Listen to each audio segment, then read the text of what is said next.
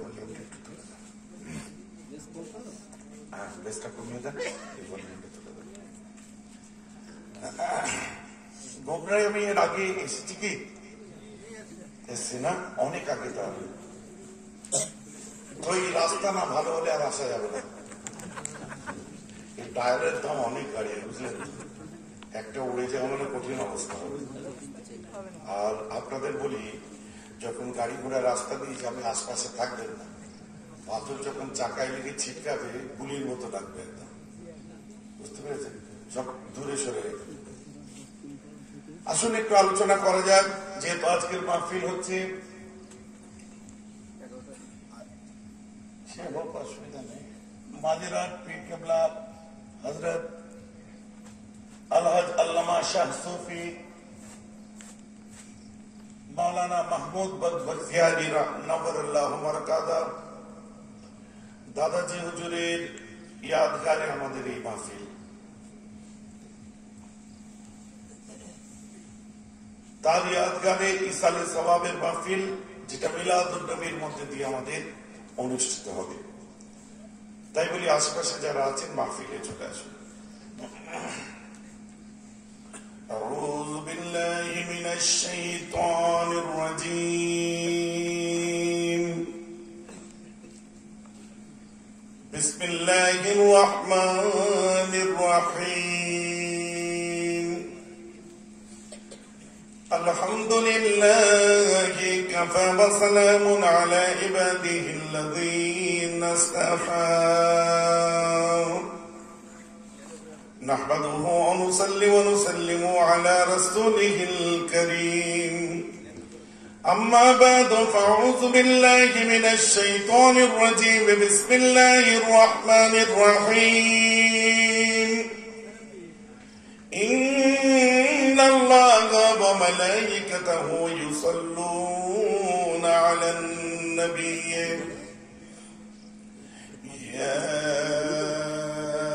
أيها الذين آمنوا صلوا عليه وسلموا تسليما.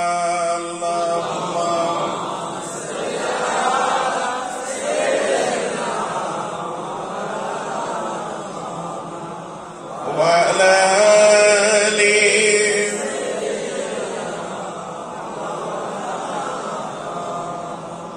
أراد بشك. اللهم صل على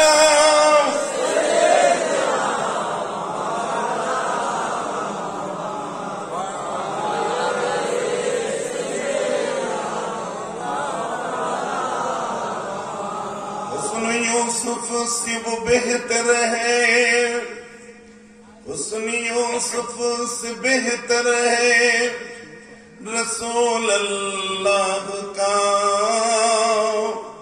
हुस्न यूसुफ से वो बेहतर है रसूल अल्लाह का। है ये नूरे चश्मे याकूब और ये नूर अल्लाह का। अल्लाहुम्मा सल्ली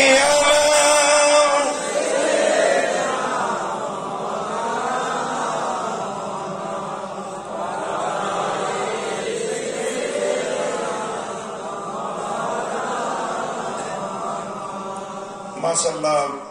সমবেত গুণী সুধীদিন দরদি আমার ভাইরা, পর্দার অন্তরালে বাবুরেরা, আজকে জলসার মুনতাজিমিন হযরত, মুআজ্জাজ মুহতারাম উলামায়ে ইকরাম, বিলখুসুস আওলাদে মাহমুদ বখতিয়ারি আমার ভাই মাসুম ভাই আমাদের মধ্যে এসেছিলেন। কিছুক্ষণের জন্য দোয়া নিলেন। আজকে ফাঁকা ছিল, বাড়িতে ছিল, বললাম চলো গল্প করতে করতে ঘুরে আসি। তো এসে বললাম যাও একটু দোয়াও নিয়ে নাও। আমাদের ভাই জনাব সলমান সিদ্দিকী ভাই ওয়াজ নসিহত করলেন। আলা হযরত ছোট হুজুর পীর কেবলা রাহমাতুল্লাহি আলাইহির বড় মেয়ের সাহেবজাদা উনি।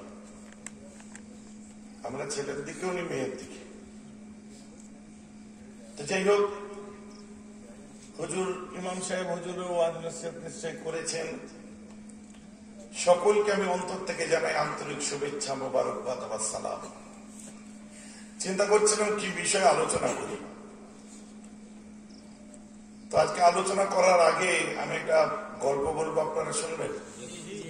হ্যাঁ, আমি গতকাল বলেছি আর আজ বলবো।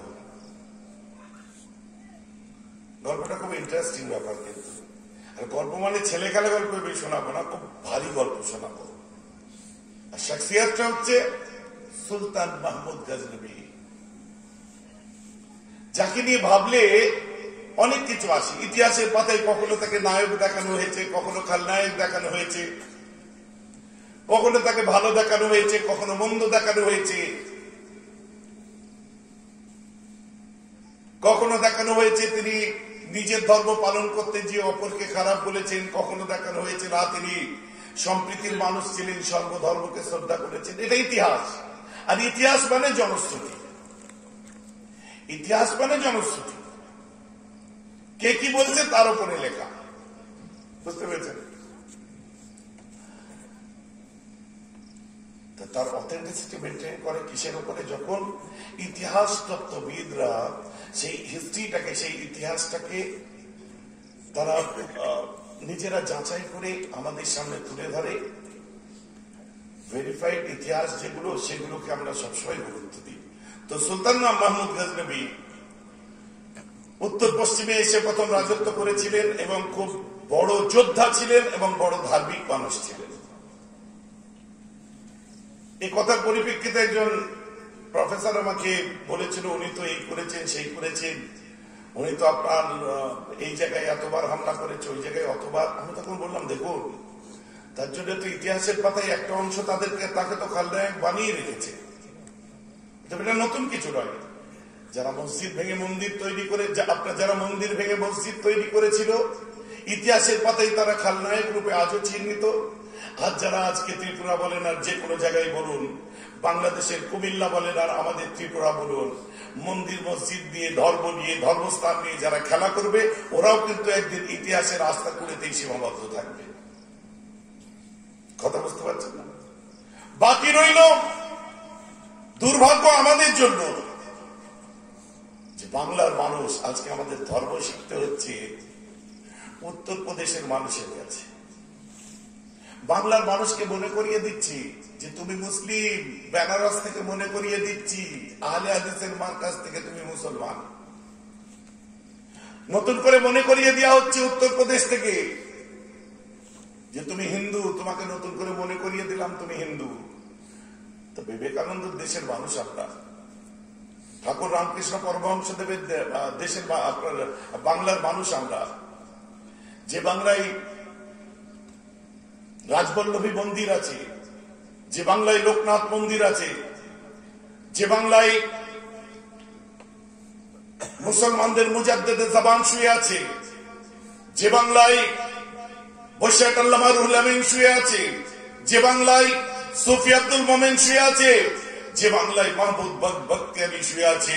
আমি আপনি নামাজ পড়ে নামাজি হয়েছি, কিন্তু উনিও নামাজ পড়েছিলেন। তার জানাজার নামাজ এতটা অঞ্চলে একটা ইতিহাস তৈরি করেছে, বলুন সুবহানাল্লাহ। কথাটা বুঝতে পারছেন কি বলছেন? অতএব সেই বাংলার মানুষকে ধর্ম শিখাতে উত্তরপ্রদেশ থেকে লোক আসতে হবে? মুসলিমদের জন্য বলি, আমাদের জন্য ওলিয়া উলিয়া বলেই যথেষ্ট।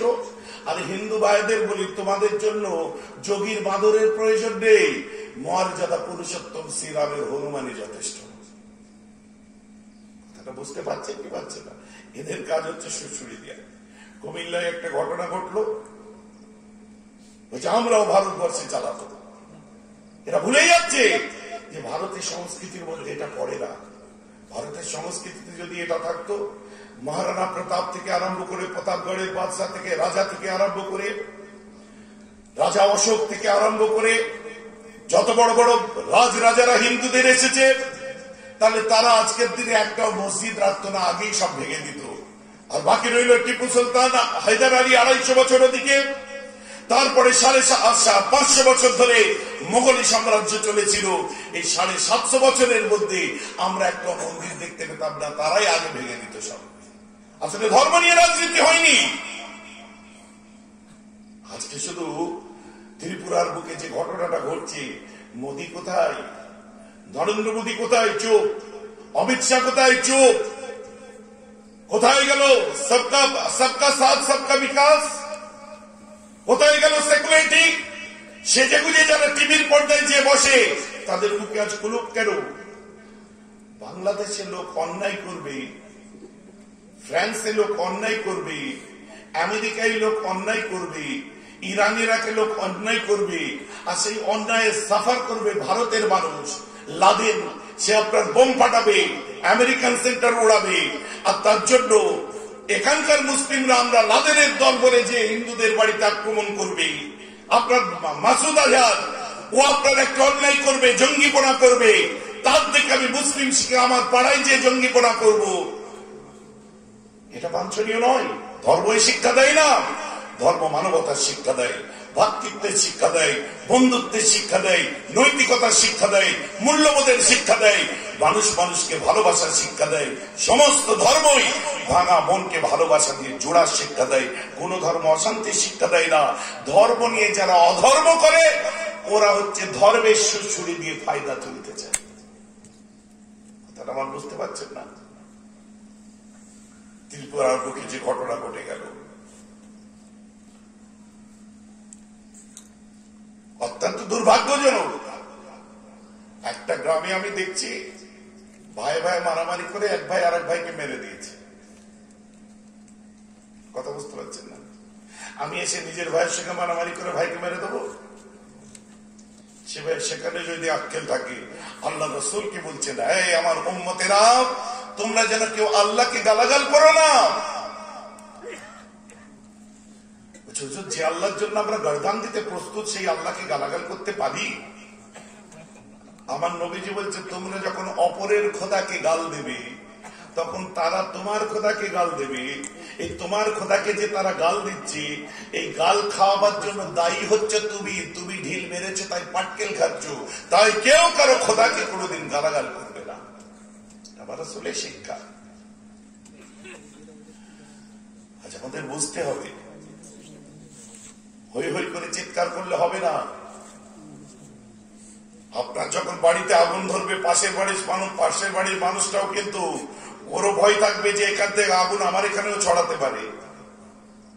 চোর মরে 7 ঘর জড়িয়ে, ওই যে বাংলাদেশে এক কীর্তি করলো, চোর মরে 7 ঘর জড়িয়ে।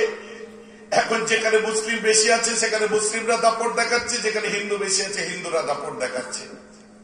আর একদল মানুষ তারা বলে আমরা সম্প্রীতি সভা করতে যে আরো সেই আগুনে পেট্রোল ঢেলে দিয়ে চলে আসছে।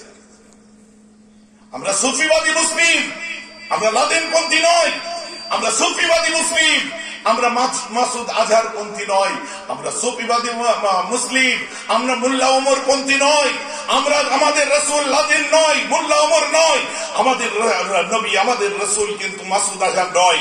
আমাদের রসুল আকায়ে নামদার, মদনী তাজদার, গরিব উম্মতের দমখার, মদিনার ঝুমর, কুল নবীদের সরদার, আমিনাল্লাহ নবী বেমিসাল, আকায়ে নামদার, মদনী তাজদার, যে কালো জিন্দা ছিল আজও জিন্দা আছে, কিয়ামত পর্যন্ত জিন্দা থাকবে। ওটা আমার নবী, তোমার নবী, বিশ্ব নবী মুস্তাফা। জোরে বলুন সুবহানাল্লাহ। অস্বীকার করতে পারে? অতএব অশান্তি নয়, পাড়া প্রতিবেশীর মধ্যে আমরা যে বসবাস করছি, আমরা একে অন্যের পরিপূরক হয়ে বাঁচতে হবে। আপনারা কোনোদিন দেখেছেন, আমার একটা লেখা আপনাদের মনে পড়ছে নাকি একবার মনে করিয়ে দিই। অনেকদিন আগে লিখেছিলাম, আপনারা কোনোদিন দেখেছেন যে মমতা ব্যানার্জির নামের দেওয়াল লেখা আছে, আর সেই দেওয়াল যে দিলীপ ঘোষ নিজের হাতে মুছছে? আপনারা দেখাতে পারবেন বিজেপির ফ্ল্যাগ লাগানো আছে, আর টিএমসির মন্ত্রী যে সেই ফ্ল্যাগ খুলে ছুঁড়ে ফেলে দিচ্ছে? আপনারা দেখাতে পারবেন ববি হাকিমের সঙ্গে মোহাম্মদ সেলিমের মারামারি হচ্ছে, ঝগড়া হাতাহাতি হচ্ছে?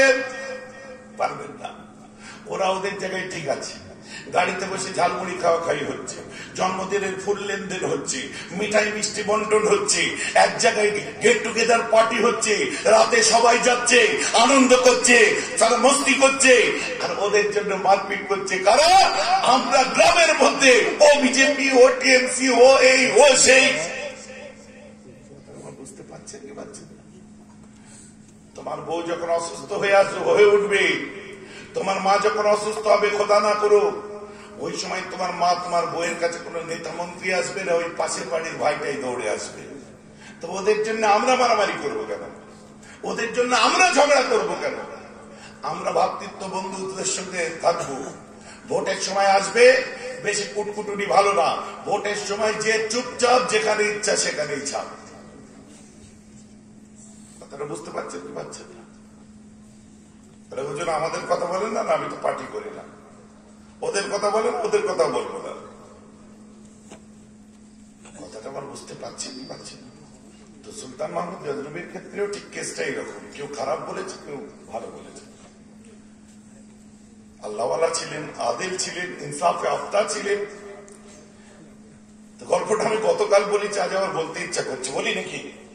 তো ওনার এখন বলি ইচ্ছা এলো যে কেমন আছো, যে আমি একটু খেজরে আলাইহিস সালামের সঙ্গে সাক্ষাৎ করতে চাই, আমার সঙ্গে খেজরে আলাইহিস সালামের সাক্ষাৎ করিয়ে দেবে সেই মানুষটাকে আমি দেখতে চাই। কি আছে? গোটা গ্রামের মানুষ এক জায়গায় এলো, এলাকার মানুষ এক জায়গায় এলো। আসার পরে তাতে আল্লাহর ওলি আছে, সুফি আছে, মৌলানা আছে, মুফতি আছে, সাধারণ মানুষ আছে, ভিখারি আছে, ফকির আছে, এতিম আছে, সব এসেছে। কে পারে না পারে তো ঠিক নেই, ডাকতে হবে।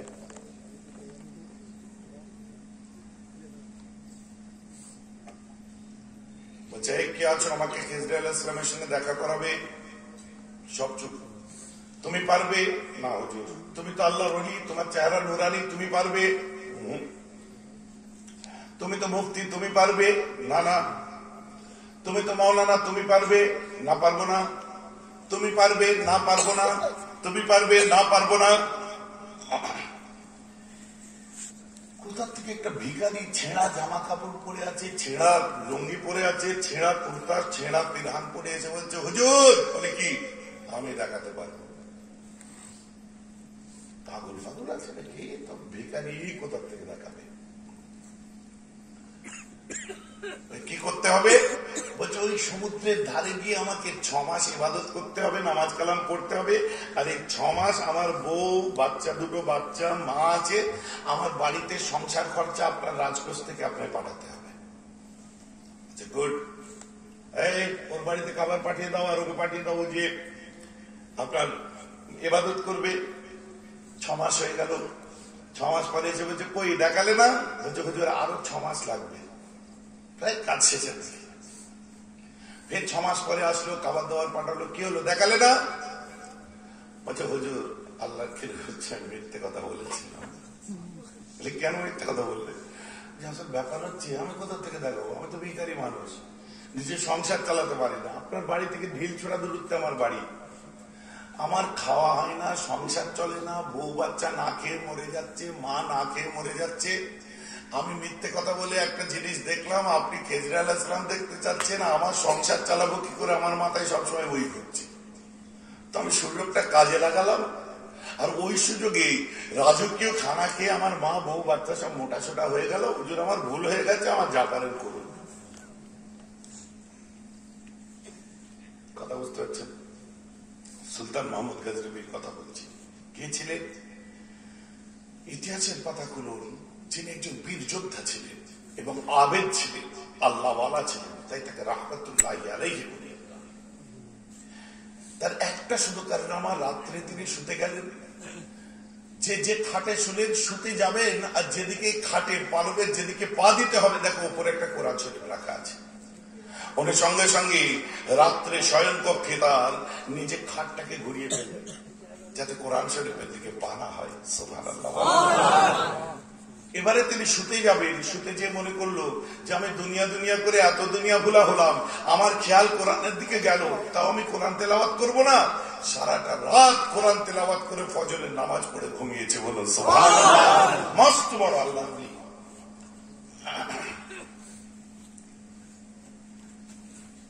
উনি বলছে তুমি মিথ্যে কথা বললে তোমার কি করা উচিত? সমবেত সবার সমস্ত সভ্যদের আমি বলি, এ মিথ্যা কথা বলেছে, একে কি শাস্তি দেওয়া দরকার তোমরা ঠিক করে দাও। একজন বললো হুজুর একটা কথা বলবো। বলে কি? বলছে ওর গলা কেটে দাও, জবাই করতে হবে, ওর গলা কেটে দাও, জবাই করো, টুকরো টুকরো করে দাও। সবাই কি বলছো? ওর কি গর্দান নিয়ে নেবো? মাথা হেঁট, মাথা হেঁট। একজন সুন্দর চেহারার মানুষ দাঁড়িয়ে দাঁড়িয়ে কিছু একটা, হয় খাজুর হোক না কিশমিশ হোক, কিছু হাতে নিয়ে গালে দিচ্ছে, খাচ্ছে, চেহারা থেকে নূর চমকাচ্ছে। আপনি খেয়েই যাচ্ছেন, আপনি কিছু বলুন। ও গলা কাটতে বলছে, বলুন। বলছে ও ঠিকই বলেছে, ও ঠিকই বলেছে। আচ্ছা আর কে কি শাস্তি দিতে চাও বলো?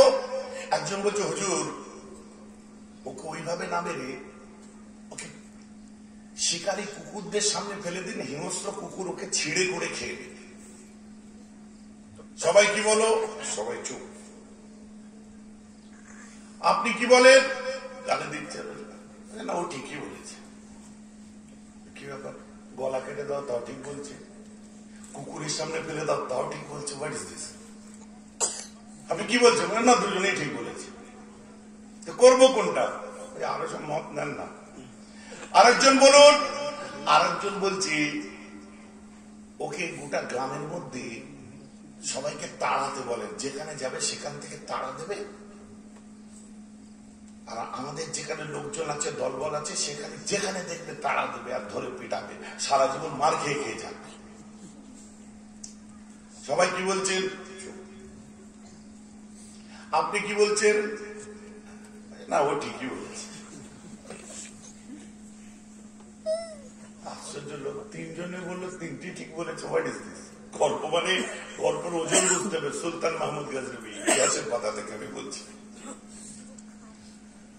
হয় ওয়াজ শুনবেন, কোরআন হাদিস থেকে শোনেন, অনেক কিছু শোনেন, অলিয়া উলিয়াদের বহু ঘটনা শুনতে পারেন, কিন্তু একদম চাবুক ইতিহাস, যেগুলো কোনোদিন অস্বীকার করতে পারবে না কেউ। অথেন্টিসিটি আছে, অথেন্টিক কথাবার্তা। আরেকজনকে জিজ্ঞাসা করছে তুমি কি বলো? বলছে ওর ঘর দোষ সব কেড়ে নিয়ে ওকে দেশ থেকে তাড়িয়ে দেয়, বার করে দেয়। সবাই বলছে কি বলো? সব চুপ। আপনি কি বলছেন? না ও ঠিকই বলেছে। পাগল পাগল আছে নাকি? সুলতান মাহমুদ গজনবী ওর কোনো ফারাক পড়ে না, ও খেয়েই যাচ্ছে, মাথায় পাগড়ি, সুন্দর দাড়ি, নোরানি চেহারা, ওর কোনো টেনশন নেই, না ও ঠিকই বলেছে। লাস্টে যখন আরো এরকম অনেক ঘটনা আছে, আমি কয়েকটা বললাম। অনেকজনকে জিজ্ঞেস করলো রাজদরবারে, যে যার একটা মত বললো। রাজদরবার বাসা মানে এরকম মানুষজন এক জায়গায়।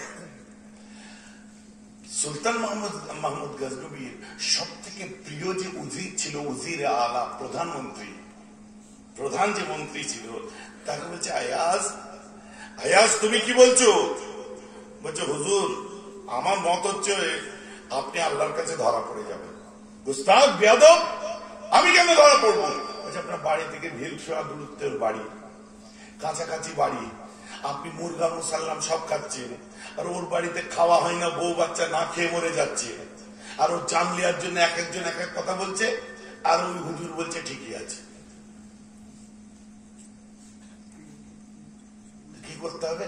বলছে হুজুর আল্লাহর কাছে যদি বাঁচতে চান, সারা জীবনের জন্য মানুষটাকে মাফ করে দেন, আর সারা জীবন ওর বাড়িতে সরকারি খাবারের রাজকোষ থেকে খানা পাঠান, ওর রেশন ফ্রি করে দেন। সুবহানাল্লাহ। সবাই বলছে কি বলেন আপনারা? আপনারা কি বলছেন? সবাই হাত তুলে বলছে না হুজুর ইনি ঠিক বলেছে, এনার কথাটা পছন্দ। ওকে জিজ্ঞেস করছে আপনি কি বলেন? বলছে রক্ত কথা বলে। ঠিক না ভুল বলুন? বলছে বললাম তো, রক্ত কথা বলে। সুবহানাল্লাহ বলে। তাকে মাফ করে তার সারা জীবনের রেশন ফ্রি করে বলছে এই বেটাকে ধরতো, সব কটাকে ঠিক বলছে, আবার একে বলছে রক্ত কথা বলে। কাঠ গড়াই দান করিয়ে দিয়ে বলছে কিনা আপনি বললেন সবাই ঠিক বলছে, কেন বললেন বলুন? আপনি কি লক্ষ্য করে দেখেছেন যে মানুষটা প্রথমে বললো ওর গলা কেটে দেওয়া দরকার, ও তো কসাইয়ের বেটা, ওর কাজে হচ্ছে কাটা, ওর রক্ত কথা বলেছে, ওর ব্লাড কথা বলছে, ও বলছে না, ওর কাটাই হলো কাজ, তাই ওর মাথায় প্রথমে কাটবো কখন খেয়াল আসছে। আর দ্বিতীয় জন যে বলছে কুকুর ছেড়ে দেওয়া দরকার, ওর বাপ আপনার নিজের শিকারী কুকুরগুলো পাহারা দেয় আর কুকুরদের রক্ষণাবেক্ষণ করে, তো ওরও ব্লাড কথা বলেছে, তাই বলছে রক্ত কথা বলে, কুকুরের সামনে ছেড়ে দাও। অতএব ওর যেটা ব্লাড কাজ করছে, ওর মাথায় যেটা ঢুকে আছে, ও তো ওইটাই বলবে। কথাটা বুঝতে পারছেন? অনেকে কিন্তু ঘা খেয়ে যাবে না, অনেক ওয়াজ শুনলে অনেককে ধাক্কা লেগে যাবে, রাগ করলে হবে না। তো প্রথম জন যে সে বলছে ওর কাজ হচ্ছে কাটা, অতএব ওর চিন্তা অনুযায়ী ও ঠিকই বলেছে। এর কাজ হচ্ছে কুকুর পাহারা দেওয়া, তো এর চিন্তা অনুযায়ী ঠিকই বলেছে। আর ওই যে বললো গোটা গ্রামে তাড়া করে নিয়ে বেড়াও, ও তো সব দল বল দিয়ে ওর কাজ হচ্ছে মানুষকে হুঁপি তাড়া দিয়ে তাড়া করো আর তুলে খাও। ওর যেটা কাজ হিংসুক, ও ঠিক বলেছে, ওর মতো করে বিচার করেছে। আর ও যে বললো বাড়ি ঘর কেড়ে তাড়িয়ে দাও, বলছে লক্ষ্য করে দেখুন ওর কাজই হচ্ছে লোকে ঝেড়ে দেওয়া। ও ভাইয়ের জমি মেরেছে, ওর বাপ ওর বাপের ওর চাচার জমি মেরেছে, ওর শালার জমি মেরেছে, বইয়ের জমি মেরেছে, মায়ের জমি মেরেছে, বোনেদের ভাগ দেয়নি, ভাইদের ভাগ দেয়নি, ওর নিজের লোকের জায়গা ঝেড়ে দেওয়া অভ্যেস, তাই বলছে ওর জায়গাটা কেড়ে নেওয়া দরকার। তো ওর যেমন মাথায় খেলে ও ঠিকই বলেছে। আয়াস কি যে রক্তটা কথা বলেছে কি, যে আপনার এতদিনের মন্ত্রী, আপনি সুলতান মোহাম্মদ গাজনবী, আপনি জানেন না ওটা কে? কে? বলছে ও হচ্ছে একজন কুরাইশ বংশের ছেলে, ও হচ্ছে আল্লাহ রসুলের খানদান। আর আল্লাহ রসুলের খানদানের কাজ হচ্ছে মানুষকে সত্য বলা, হক কথা বলা, গর্দান থাকে যাক ও হক কথা চিৎকার করে বলে, তাই আপনার সামনে ও হক কথাটা বলেছে। ও ভয় করেনি ওর গর্দান যাবে না থাকবে, তো রক্ত কথা বলে। ওরা সবসময় মানুষের ভালো এবং ক্ষমা করতে জানে, জোরে বলুন সুবহানাল্লাহ। তখন আয়াজ ওই মুরব্বীটার দিকে তাকিয়ে বলছে আপনি তো আমার সব বনাশ করলেন। বলে কি? বলছে এখন যা বললেন ইনি যে আল্লাহওয়ালা মানুষ, আমার পদোন্নতি ঘটিয়ে দেবে, দিয়ে ঘরে বসে বসে আমায় খাওয়াবে আর দরবারে আসতে হবে না বলবে। আমি যে বংশের ছেলে ওই পরিচয় পেয়েছি, ইনি রাজা, এবার আমাকে শুধু ইজ্জতই করবে, আর আমার ময়দানে এসে এই সভাকক্ষে এসে বিভিন্ন আলোচনা শোনা হবে না, তাহলে আমি কিন্তু আপনার রাজ ফাঁস করে দিই। বলে চুপ, না বলি। বলছে না বলুন। হুজুর আপনি কাকে দেখতে চেয়েছেন? বলছে খেজরে আলাইহিস সালামকে। ওই ব্যক্তি হলো খেজরে আলাইহিস সালাম। বলুন না সুবহানাল্লাহ। আপনি খেজরে আলাইহিস সালামকে দেখতে চেয়েছেন? বলছে ওর কোনো টেনশন নেই, কেন? ও তো আল্লাহর জান্নাতের অধিকারী হয়ে আছে, ও রুহানি ভাবে এখানে এসেছে।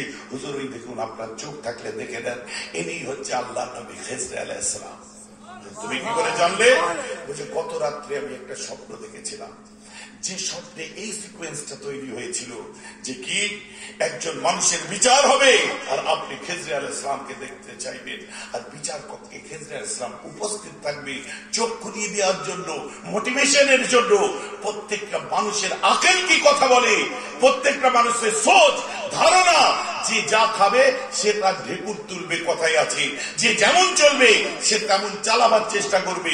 আপনি তোলাবাজ হলে সামনের লোকটাকেও তোলাবাজ মনে হবে, আপনি যদি অন্যায়কারী হন সামনের লোকটা ন্যায় কাজ করলে অন্যায় করছে মনে হবে, আপনি যদি খারাপ হন সামনের লোকটাকেও খারাপ মনে হবে।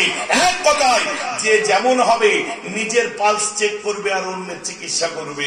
এই মানুষের অভাব নেই, আপনার চোখ খুলিয়ে দিতে এসেছে। কথাটা বুঝতে পারছেন না? তবে স্বপ্নে দেখলাম যে টেনশন ফ্রি একটা লোক থাকবে, যে আপনার চোখ খুলিয়ে দেবে, আর শেষ পর্যন্ত ওই লোকটা অন্য কেউ নয়, সে হবে হযরত খিজর আলাইহিস সালাম। আমার এই ওয়াজ থেকে কি বুঝলেন আগে বলেন, তারপর আমি ওয়াজ আরম্ভ করব। বললে এখন মার খাতে হবে, মার খাতে হবে না, কিচ্ছু না, মারবে কি? আমার ওয়াজ থেকে এটাই আপনাদের বুঝতে হবে, যে যেমন চিন্তা করবে, যে যেমন ভাববে, তার ভাবনা অনুযায়ী। একটা মানুষ রাস্তা দিয়ে হেঁটে যাচ্ছে, ঠিক আছে, সে টলছে, টলে টলে যাচ্ছে, কথা বুঝতে পারছে, হঠাৎ বলছে মাল খেয়েছে রে, এও মাল খায়, অথচ শরীর খারাপ, মাথা ঘুরছে বলে টলছে, রোদে কাজ করে বাড়ি ফিরছে, মাথা ঘুরছে তাই জান আর টানছে না, টলতে টলতে ফিরছে, এ বলছে মদ খেয়েছে, কারণ ও নিজে মাতাল, তাই সামনেরটাকে তাই ভাবছে। কথাটা খারাপ লাগছে নাকি শুনতে? তো সুলতান মাহমুদ গাজনবী আমি কেন বলতে যাবো এখন? আমার কি অন্য কোনো টপিক নেই, অন্য কোনো কথা নেই, নাকি আমি টাইম পাস করছি? কথাটা বুঝতে হবে যে আমাদের নিজেরা যেটা খাবো সেটা, আপনি যদি লিমকা খান তাহলে আপনি তো ডাবের পানির ঢেকুর তুলবেন না, থামস আপ খেলে ডাবের পানির ঢেকুর তো তুলবেন না, থামস আপের ঢেকুরই উঠবে। অতএব আপনি নিজের ধার ধরে অন্যের চিকিৎসা করবেন না। আমাদের বিকাশের দরকার। কোন বিকাশ? সবকে সাথ সবকে বিকাশ, ভাইও বহনও মেরে দোস্ত মেরে ভাইও, ওইসব না। আমাদের মানসিক দাসত্ব থেকে মুক্তি পেতে হবে। আমরা নিজেদের ভেতরে নিজেরা জড়িয়ে গেছি। শেষ তাকে যারা ইহা মনে করে আমরাই চিরজীবী, না হইব ক্ষয়, এই মাথায় আমাদের ঢুকে গেছে। অতএব যতই অলিদের জলসায় বসে, যতই নবী রাসূলের কথা শুনে, আমরা কি মনে করি? আমরা কোনদিন মরবো না। ভাবনা আমাদের, কবরকে নিয়ে কোনোদিন চিন্তা পর্যন্ত করিনি, কবরকে নিয়ে কোনোদিন ভাবিনি আমরা যে কবর কেমন হবে আমার। আচ্ছা, পাশে বাপ শুয়ে আছে, 14 বার দেখছি, মা শুয়ে আছে দেখছি, আপনজন শুয়ে আছে দেখছি। আমি খুব অন্তর থেকে বলছি কথাগুলো, এটাই ওয়াজে বলতে হয় বলে বলছি না। আমরা কোনোদিন 1 সেকেন্ডের জন্য ভেবে দেখিনি। আমার মুসলমান, খেয়াল করে শুনে রেখে দিন, আমার বড় আব্বা জান হুজুর পীর কেবলা পীর আল্লামা সাইফুদ্দিন সিদ্দিকী রাহমাতুল্লাহি আলাইহি একটা ওয়াজ করতেন। ওরে সাপ, সারা জীবন সোজা হয়ে চললি না, আজ মরার পরে মরে গিয়ে রাস্তার উপরে সুটান সোজা হয়ে গিয়েছ বাবা। বলতেন না? পরে কি বলতেন? ওরে মানুষ, সারা জীবন তুই সোজা হয়ে চললি না, বাহুবল দেখিয়েছিস, শক্তি দেখিয়েছিস, নিজের কত ক্ষমতা দেখিয়েছিস, পাওয়ার দেখিয়েছিস, তম্বি করেছিস, মানুষকে মানুষ মনে করিসনি।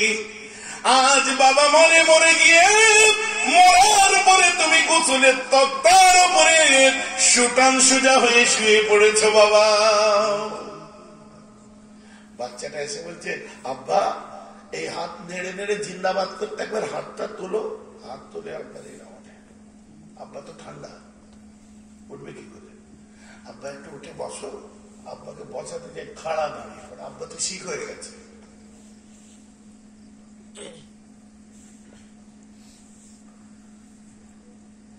কি হবে ভেবে দেখেন।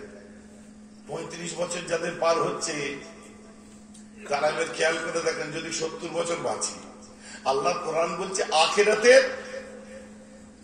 আখিরাতের একটা দিন হবে দুনিয়ার 1000 বছরের। ঠিক আছে? আখিরাতের একটা দিন মানে দুনিয়ার 1000 বছর। ঠিক আছে? একদিন মানে 24 ঘন্টা মানে 1000 বছর, 12 ঘন্টা মানে 500 বছর। বুঝতে পারছেন না দেখি? 24 ঘন্টা মানে 1000 বছর, 12 ঘন্টা মানে 500 বছর, তারপরে 6 ঘন্টা মানে 250 বছর, 3 ঘন্টা মানে 125 বছর, 1.5 ঘন্টা মানে 62 বছর। 13 বছর ওখানে বাদ দেন, 12 বছর বাদ দেন, বালেগ হতে যে টাইমটা লাগে ওটা গ্রেস পিরিয়ড। কত? 75 বছরের হায়াত দিয়ে এসছে আখিরাতের 1.5 ঘন্টা। তো 1.5 ঘন্টার জীবন নিয়ে তো আমরা দুনিয়ায় এসেছি। আমরা দুনিয়ায় এসেছি 1.5 ঘন্টার জীবন নিয়ে, কিন্তু এখনো দেখবে এক এক জায়গার জন্য কবরে 1 পা, দুনিয়ায় 1 পা, এখনো মারামারি করতে লাঠি বার করে। কি কথা বুঝতে পারছেন না? 1 হাত জায়গার জন্য লাঠি বার করছে এখনো, অথচ নিজে শোবে কোথায়? 1.5 হাত বাই 4 হাত জায়গা, 3.5 হাত কবরে শোবে। কি তাই তো নাকি? আসুন, মন খারাপ করলে আমাদের হবে না, আমাদের একটু বুঝতে হবে, বুঝার জিনিস। ওয়াজের মাহফিল, ওলিয়া উলিয়াদের মাহফিল কেন বসলাম, এগুলোই একটু আমাদের বুঝে নেওয়ার কথা। আমার আল্লাহ কোরআন পাকের মধ্যে বলছেন কিনা, পরিষ্কার ভাষায় লিখছেন, খলাকাল ইনসানা মিন সালসালিন কাল ফাখারি ওয়া খলাকাল জান্না মিন মারজিম মিন নার। আমি আল্লাহ মানবকে সৃষ্টি করেছি শক্ত খড়খড়ে শুকনো পদার্থ দ্বারা, ও খলাকাল জান্না মিন মারজিম মিন নার, আরো একটা জাতিকে সৃষ্টি করেছি যেটাকে জিন জাতি বলে, ওদেরকে আমি ফুলকিদারি তেজ আর আগুন দ্বারা সৃষ্টি করেছি। তাহলে মাটির তৈরি মানুষ, আগুনের তৈরি জিন। নতুন ওয়াজ কি হলো? কিন্তু আপনাদের যদি বলি জিন দেখেছেন, না দেখিনি, কোথায় আছে জানি না, বলতে পারবো না, সর্বনাশে কথা। তা আপনারাই তো কত রুগী নিয়ে গেছেন, চলতে পারছে না, প্যারালাইসিস হয়ে গেছে, কত রকম হয়ে গেছে, বেহুশ পড়ে আছে, আবার সেই আবার ফেরার সময় হাঁটতে হাঁটতে ফিরছে। যারা আমার কাছে যাতায়াত করে ডেইলি 5টা 6টা হচ্ছে, দেখতে পাচ্ছেন, আব্বাজান করতেন। এখন আমার নিজের কাজের সাথে সাথে ওটাও আবার একটু মাথার উপর পেশার। তা ছিল, this is the latest world, গ্লোবালাইজেশনের ওয়ার্ল্ড, চাঁদে মানুষ যাওয়ার যুগ, প্রযুক্তির অগ্রগতির যুগ, সায়েন্সের ডেভেলপমেন্টের যুগ। আমরা চোখে না দেখলে বিশ্বাস করি না, চোখে দেখাও বিশ্বাস করবো, না হলে করি না। তাই যদি হয়, আজকে এই মাহফিলে এসে বসলেন কেন? কি চোখে দেখতে পাচ্ছেন? মাহমুদ বাগবাখতিয়ারিকে দেখতে পাচ্ছেন না? তার ইয়াদগারে স্মরণে বসেছেন। মুজাদ্দেদ জামান দেখতে পাচ্ছেন না? তার ইয়াদগারে স্মরণে এসে বসেছেন। আর কথায় কথায় আমাদের একটা বলি এসছে, নামাজ পড়, নামাজ পড়, ভালো ভালো করে নামাজ পড়তো, নামাজ না পড়ি হয়? তাহলে আপনি লিখে দেন, আমি 5 ওয়াক্ত নামাজ পড়ি, আমি জান্নাতে চলে যাচ্ছি, টেনশন নেই, লিখে দিন। না, ওটা লেখা যাবে না, তো তুমি কপাল টুপি করলে কি এতদিন? নিজের মালে নিজের গুরুত্ব নেই আমাদের। ভাই আমি 1 মাস রোজা রাখছি, ইনশাল্লাহ জান্নাতে চলে যাব, বলুন। না, তা যেতে পারবো না। ভাই আমি হজ করেছি, জান্নাতে চলে যাব। হ্যাঁ ঠিক আছে, জান্নাত। আল্লাহ রাসূলকে জিজ্ঞাসা করুন, আমার নবীজি বলছেন, 1 শ্রেণীর মানুষ আছে যারা জান্নাতে যাওয়া তো দূরের কথা, তাদের নাকে জান্নাতের গন্ধ পর্যন্ত পৌঁছাবে না। সাহাবারা বলছেন, হুজুর তারা চোর নাকি? তারা কি ডাকাত? তারা লুটেরা? তারা মদ্যপ? তারা অ্যান্টিসোশ্যাল? তারা আনসিভিলাইজ? কারা তারা? আল্লাহ রাসূল বলছেন, না রে, তারা চোর নয়, ডাকাত নয়, লুটেরা নয়, মদ্যপ নয়, অ্যান্টিসোশ্যাল নয়, আনসিভিলাইজ নয়, বালহুম ইসাল্লুন, বরং তারা নামাজি, ওয়া ইয়াসুমুন, এবং তারা রোজদার, ওয়া ইয়াহুজ্জুন, আবার তারা হাজী সাহেব। লাম ইয়াতিমনা লাহু রিহাম ফিল জান্নাহ, তথাপি আমি মুহাম্মদ বলি, ওদের নাকে জান্নাতের গন্ধ শুকার চান্স পাবে না, তো যাবে কোথা থেকে? বেকার হয়ে গেল তো। নামাজের তলে নামাজ পড়ছি যে, নামাজ পড়ার নাম তো ইসলাম পালন নয়, রোজা রাখার নাম তো ইসলাম নয়, হজ করার নাম তো ইসলাম নয়, যাকাত দেওয়ার নাম তো ইসলাম নয়। এসব আমার দিকে এইভাবে তাকিয়ে আছেন কেন? মারবেন নাকি? বলে হুজুর, সব হুজুরা বলে নামাজ পড়ার নামই ইসলাম, আর আপনি উল্টো বলছেন কেন? এইরকম সব দেখছি, কি বলছে? হ্যাঁ, নামাজ পড়ার নাম ইসলাম নয়, রোজা রাখার নাম ইসলাম নয়, হজ করার নাম ইসলাম নয়, যাকাত দেওয়ার নাম ইসলাম নয়, তাসবিহ পড়ার নাম ইসলাম নয়, ইবাদত করার নাম ইসলাম নয়। কারণ ইসলামের মধ্যে আছে নামাজ, ইসলামের মধ্যে রোজা, ইসলামের মধ্যে হজ, ইসলামের মধ্যে যাকাত, ইসলামের মধ্যে তাসবিহ, ইসলামের মধ্যে তেলাওয়াত, ইসলামের মধ্যে ইবাদত। আপনার ইবাদতের মধ্যে ইসলাম আছে কি নেই, ওটা নির্ভর করছে আপনি জিনিসটা কেমন হয়েছে। তো এবারে বলুন, আপনার নামাজের মধ্যে ইসলাম আছে কি নেই, ওটা নির্ভর করছে আপনি মানুষটা কেমন। আপনার রোজার মধ্যে ইসলাম আছে কি নেই, ওটা নির্ভর করছে আপনি প্রতিবেশীর সঙ্গে আপনার ব্যবহারটা কেমন। ইসলামের মধ্যে, আপনার নামাজের মধ্যে, রোজার মধ্যে ইসলাম আছে কি নেই, ওটা নির্ভর করছে আপনার মা বাপের সঙ্গে ব্যবহারটা কেমন, পাড়া প্রতিবেশীর সাথে কেমন, লেনদেন কেমন, আমানতদারি কেমন, এমনকি আপনার বইয়ের সঙ্গে আপনার ব্যবহার কেমন। আমার খারাপ লাগলো নাকি? তাহলে ভালো নামাজি হওয়া তো সোজা নয়। একজন ভালো মানুষ না হলে সে ভালো মুসলমান হতে পারবে না, আর ভালো মুসলমান ছাড়া ভালো নামাজি হতে পারবে না। বাপের এনার্জি দেখেছ? বয়স শুধু বয়সই বেড়েছে, কিন্তু ওয়াজ বোঝার মতো। আমার কথাটা খারাপ লাগছে নাকি আপনাদের? যদি খারাপ লাগে তাহলে আমি একটু তিরমিজি শরীফে চলে যাই। আন্না নবী আলাইহিস সালাতু ওয়াস সালাম قال إذا اتخذ الفيض بالا والأمانة مغناما والزكاة مغراما وتولما لغير الدين وأطاع الرجل امرأته وأكى أمه وأدنى صديقه وأكسابه وظهرت الأصوات في المساجد وصاد القبيلة فاسقه أو كما قال عليه الصلاة والسلام। অনেক বড় হাদিস, বুঝলেন চাচা? ওই ধানের বস্তায় ধান চেক করে একটা কি ঢুকিয়ে বার করে ওটাকে কি বলে? বোমা। এই সব বোমা, এগুলো ঘুড়িতে মারবে, বেরিয়ে যাবে, এবার শেষ। কি বল? আমানত মাগনা আমান, আমানতের সম্পত্তি গুলোকে বাপের সম্পত্তি বলে ভোগ করবে। বুঝতে পারেননি? মসজিদের হিসাব নেই, অথচ দায়িত্ব নিয়ে বসে আছে। মাদ্রাসার হিসাব নেই, দায়িত্ব নিয়ে বসে আছে। পাবলিক প্রপার্টি ডিল করছে, কোনো হিসাব নেই। কবে সিবিআই আসবে তখন তার দেখা যাবে, কবে ভিজিলেন্স হবে তখন দেখা যাবে, কখন ক্রস চেক হবে তখন দেখা যাবে। আপনাদের মাদ্রাসা মসজিদের কথা বলছি না, আমি এমনি বলছি, কারণ আমার সঙ্গে তো কারো দ্বন্দ্ব নেই, কারো ঝগড়া নেই। আর ঝগড়া লাগানোর কথা আমি বলি না, এটা মুতলাকান সব জায়গার ক্ষেত্রে এটা প্রযোজ্য। আমি কোন জায়গা নিয়ে টার্গেট করে আমি বলি না, বুঝতে পেরেছেন? কারণ একটা জিনিস আপনারা আমার কাছে পাবেন, আমার দরবারে গেলেও পাবেন। আমার মুর্শিদ কেবলা আমাকে শিখিয়েছিলেন যে বাবা বেহরাব, মুফতি আজমের কথা বলছে, দাদুজানের কথা, বাবা বেহরাব যেন গীবত করবে না কারণ। কেবলা আমি ছি দাদুজান, টাকা চাও না ইজ্জত চাও? দাদুজান ইজ্জত চাই। ঠিক করে বলো, আমি যে ইজ্জত চাই। আঙুল দেখে বলছে তাহলে টাকা হবে না। তাহলে কি করে হবে দাদুজান? ইজ্জত দিয়ে সব টাকা দিয়ে করবে, তুমি ইজ্জত দিয়ে আল্লাহ তোমায় দেবে। আমার যা দেখছেন গাড়ি টাড়ি আমার পয়সা দিয়ে কিনতে হয় না, আল্লাহ শুকর। সত্যি বলছে, হাকিকাত বলছে, আমাকে পয়সা দিয়ে কিনতে হয়। এই যে জামা, এই যে পরে আছে, এসব আপনারা দিয়েছেন, খুলে নেবেন না যেন।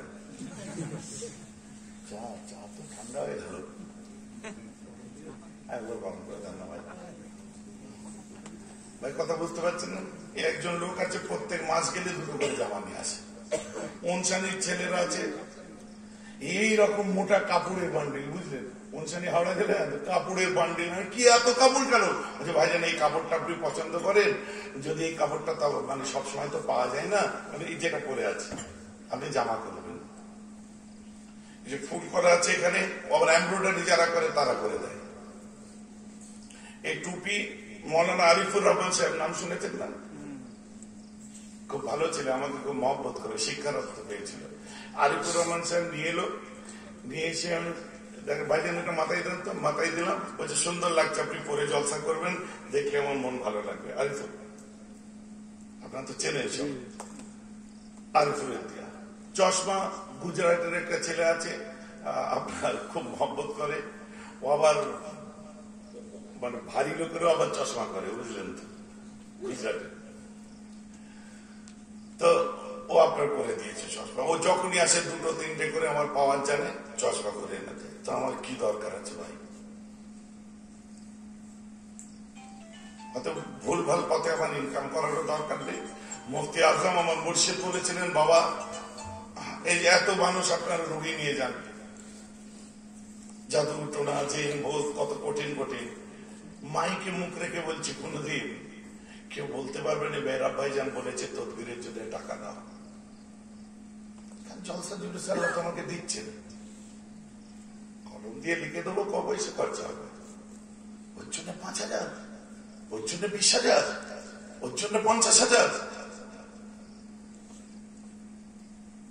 হাদিয়া দেওয়া হচ্ছে সুন্নাত, হাদিয়া দেওয়া সুন্নাত। যারা এসে মুসাফা করে হাদিয়া দেয়, হুজুর এটা আমি নিয়ত করে রেখেছিলাম, রাখেন।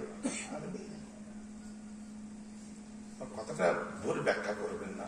না হুজুর যারা নাই আপনি তাদের বিরোধিতা করছেন, না না না, আমি আগেই বলেছি আমি কারো গীবত করি না, আমি আমার লাইফ স্টাইলটা বলেছি,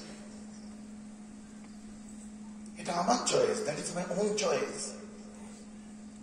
আর আশা করি আমি তো পাগল নই, আল্লাহর ইচ্ছায় আপনাদের দোয়া আমি তো পাগল না, আমি তো একটু বুঝি, আমি এইভাবে চলবে এইভাবে চলবে না। যুবকরা আমায় যারা ভালোবাসে আমি তাদেরকেও তাই বলি যে মাইন্ডসেট করো আগে, কিভাবে চলবে, কিভাবে কথা বলবে, তোমার চাল চলন কেমন, বডি ল্যাঙ্গুয়েজ কেমন হবে। তুমি রাস্তা দিয়ে হেঁটে যাচ্ছ, তোমাকে দেখে না কেউ যেন হেয় প্রতিপন্ন করতে পারে আমাকে। তোমার চাল চলনের সময় তুমি বাড়িতে এক পোশাকে থাকো, তুমি যখন বাইরে যাবে একটু সভ্য পরিপাটি হয়ে তুমি বাইরে যাও। তুমি যখন বাড়িতে আসবে, বাড়িতে এসে গা হাত টুক মুখ টুক ধুয়ে তোমার বউয়ের কাছে যাও। আমার বেকরা বউ তো বউ কিছু বলতে পারে না, উস্কুস করে, সারাদিন কাজ করে এসেছে, আমার কাছে বসে না, ঠিক আছে একটু তরকারি গরম করে তুমি খাবে। পাগল, তোর গা থেকে গায়ের ঘামের গন্ধ বার হচ্ছে, আগে গোসল করে আয়। ও বললে তুই মাইন্ড করবি, তাই তোর বউ বলতে পারছে না। রাত্রে মুখের কাছে মুখ যখন নিয়ে যাচ্ছে একটু সরে যাচ্ছে, কারণ তুই ব্রাশ করে সুশ্রী বুকা কোথা করে। সুন্নাত আল্লাহ রাসূল এমনি করেননি, মেসওয়াক করাকে সুন্নাত আমার নবী এমনি বলেননি। তুমি তোমার যখন সহধর্মিনীর কাছে যাবে তুমি ব্রাশ করে যাও। কথা বুঝতে পারছি কি হয়েছে? আমার বেকটা বউ দাঁত থেকে ভাত করতে করতে বউয়ের কাছে চলে গেল। আল্লাহ রাসূল বলছে তুমি প্রত্যেক দিন নিজের স্ত্রীকে যখন দেখবে, তোমার বিবাহের প্রথম রাতের মতো তুমি সেই মহব্বতে দেখবে, আল্লাহ তোমার 10টা গুনাহ মাফ করবে, আল্লাহর রহমত নাযিল হবে। তাহলে বউয়ের কাছে যখন যাব আমরা কিভাবে যাব? পরিপাটি হয়ে যাব।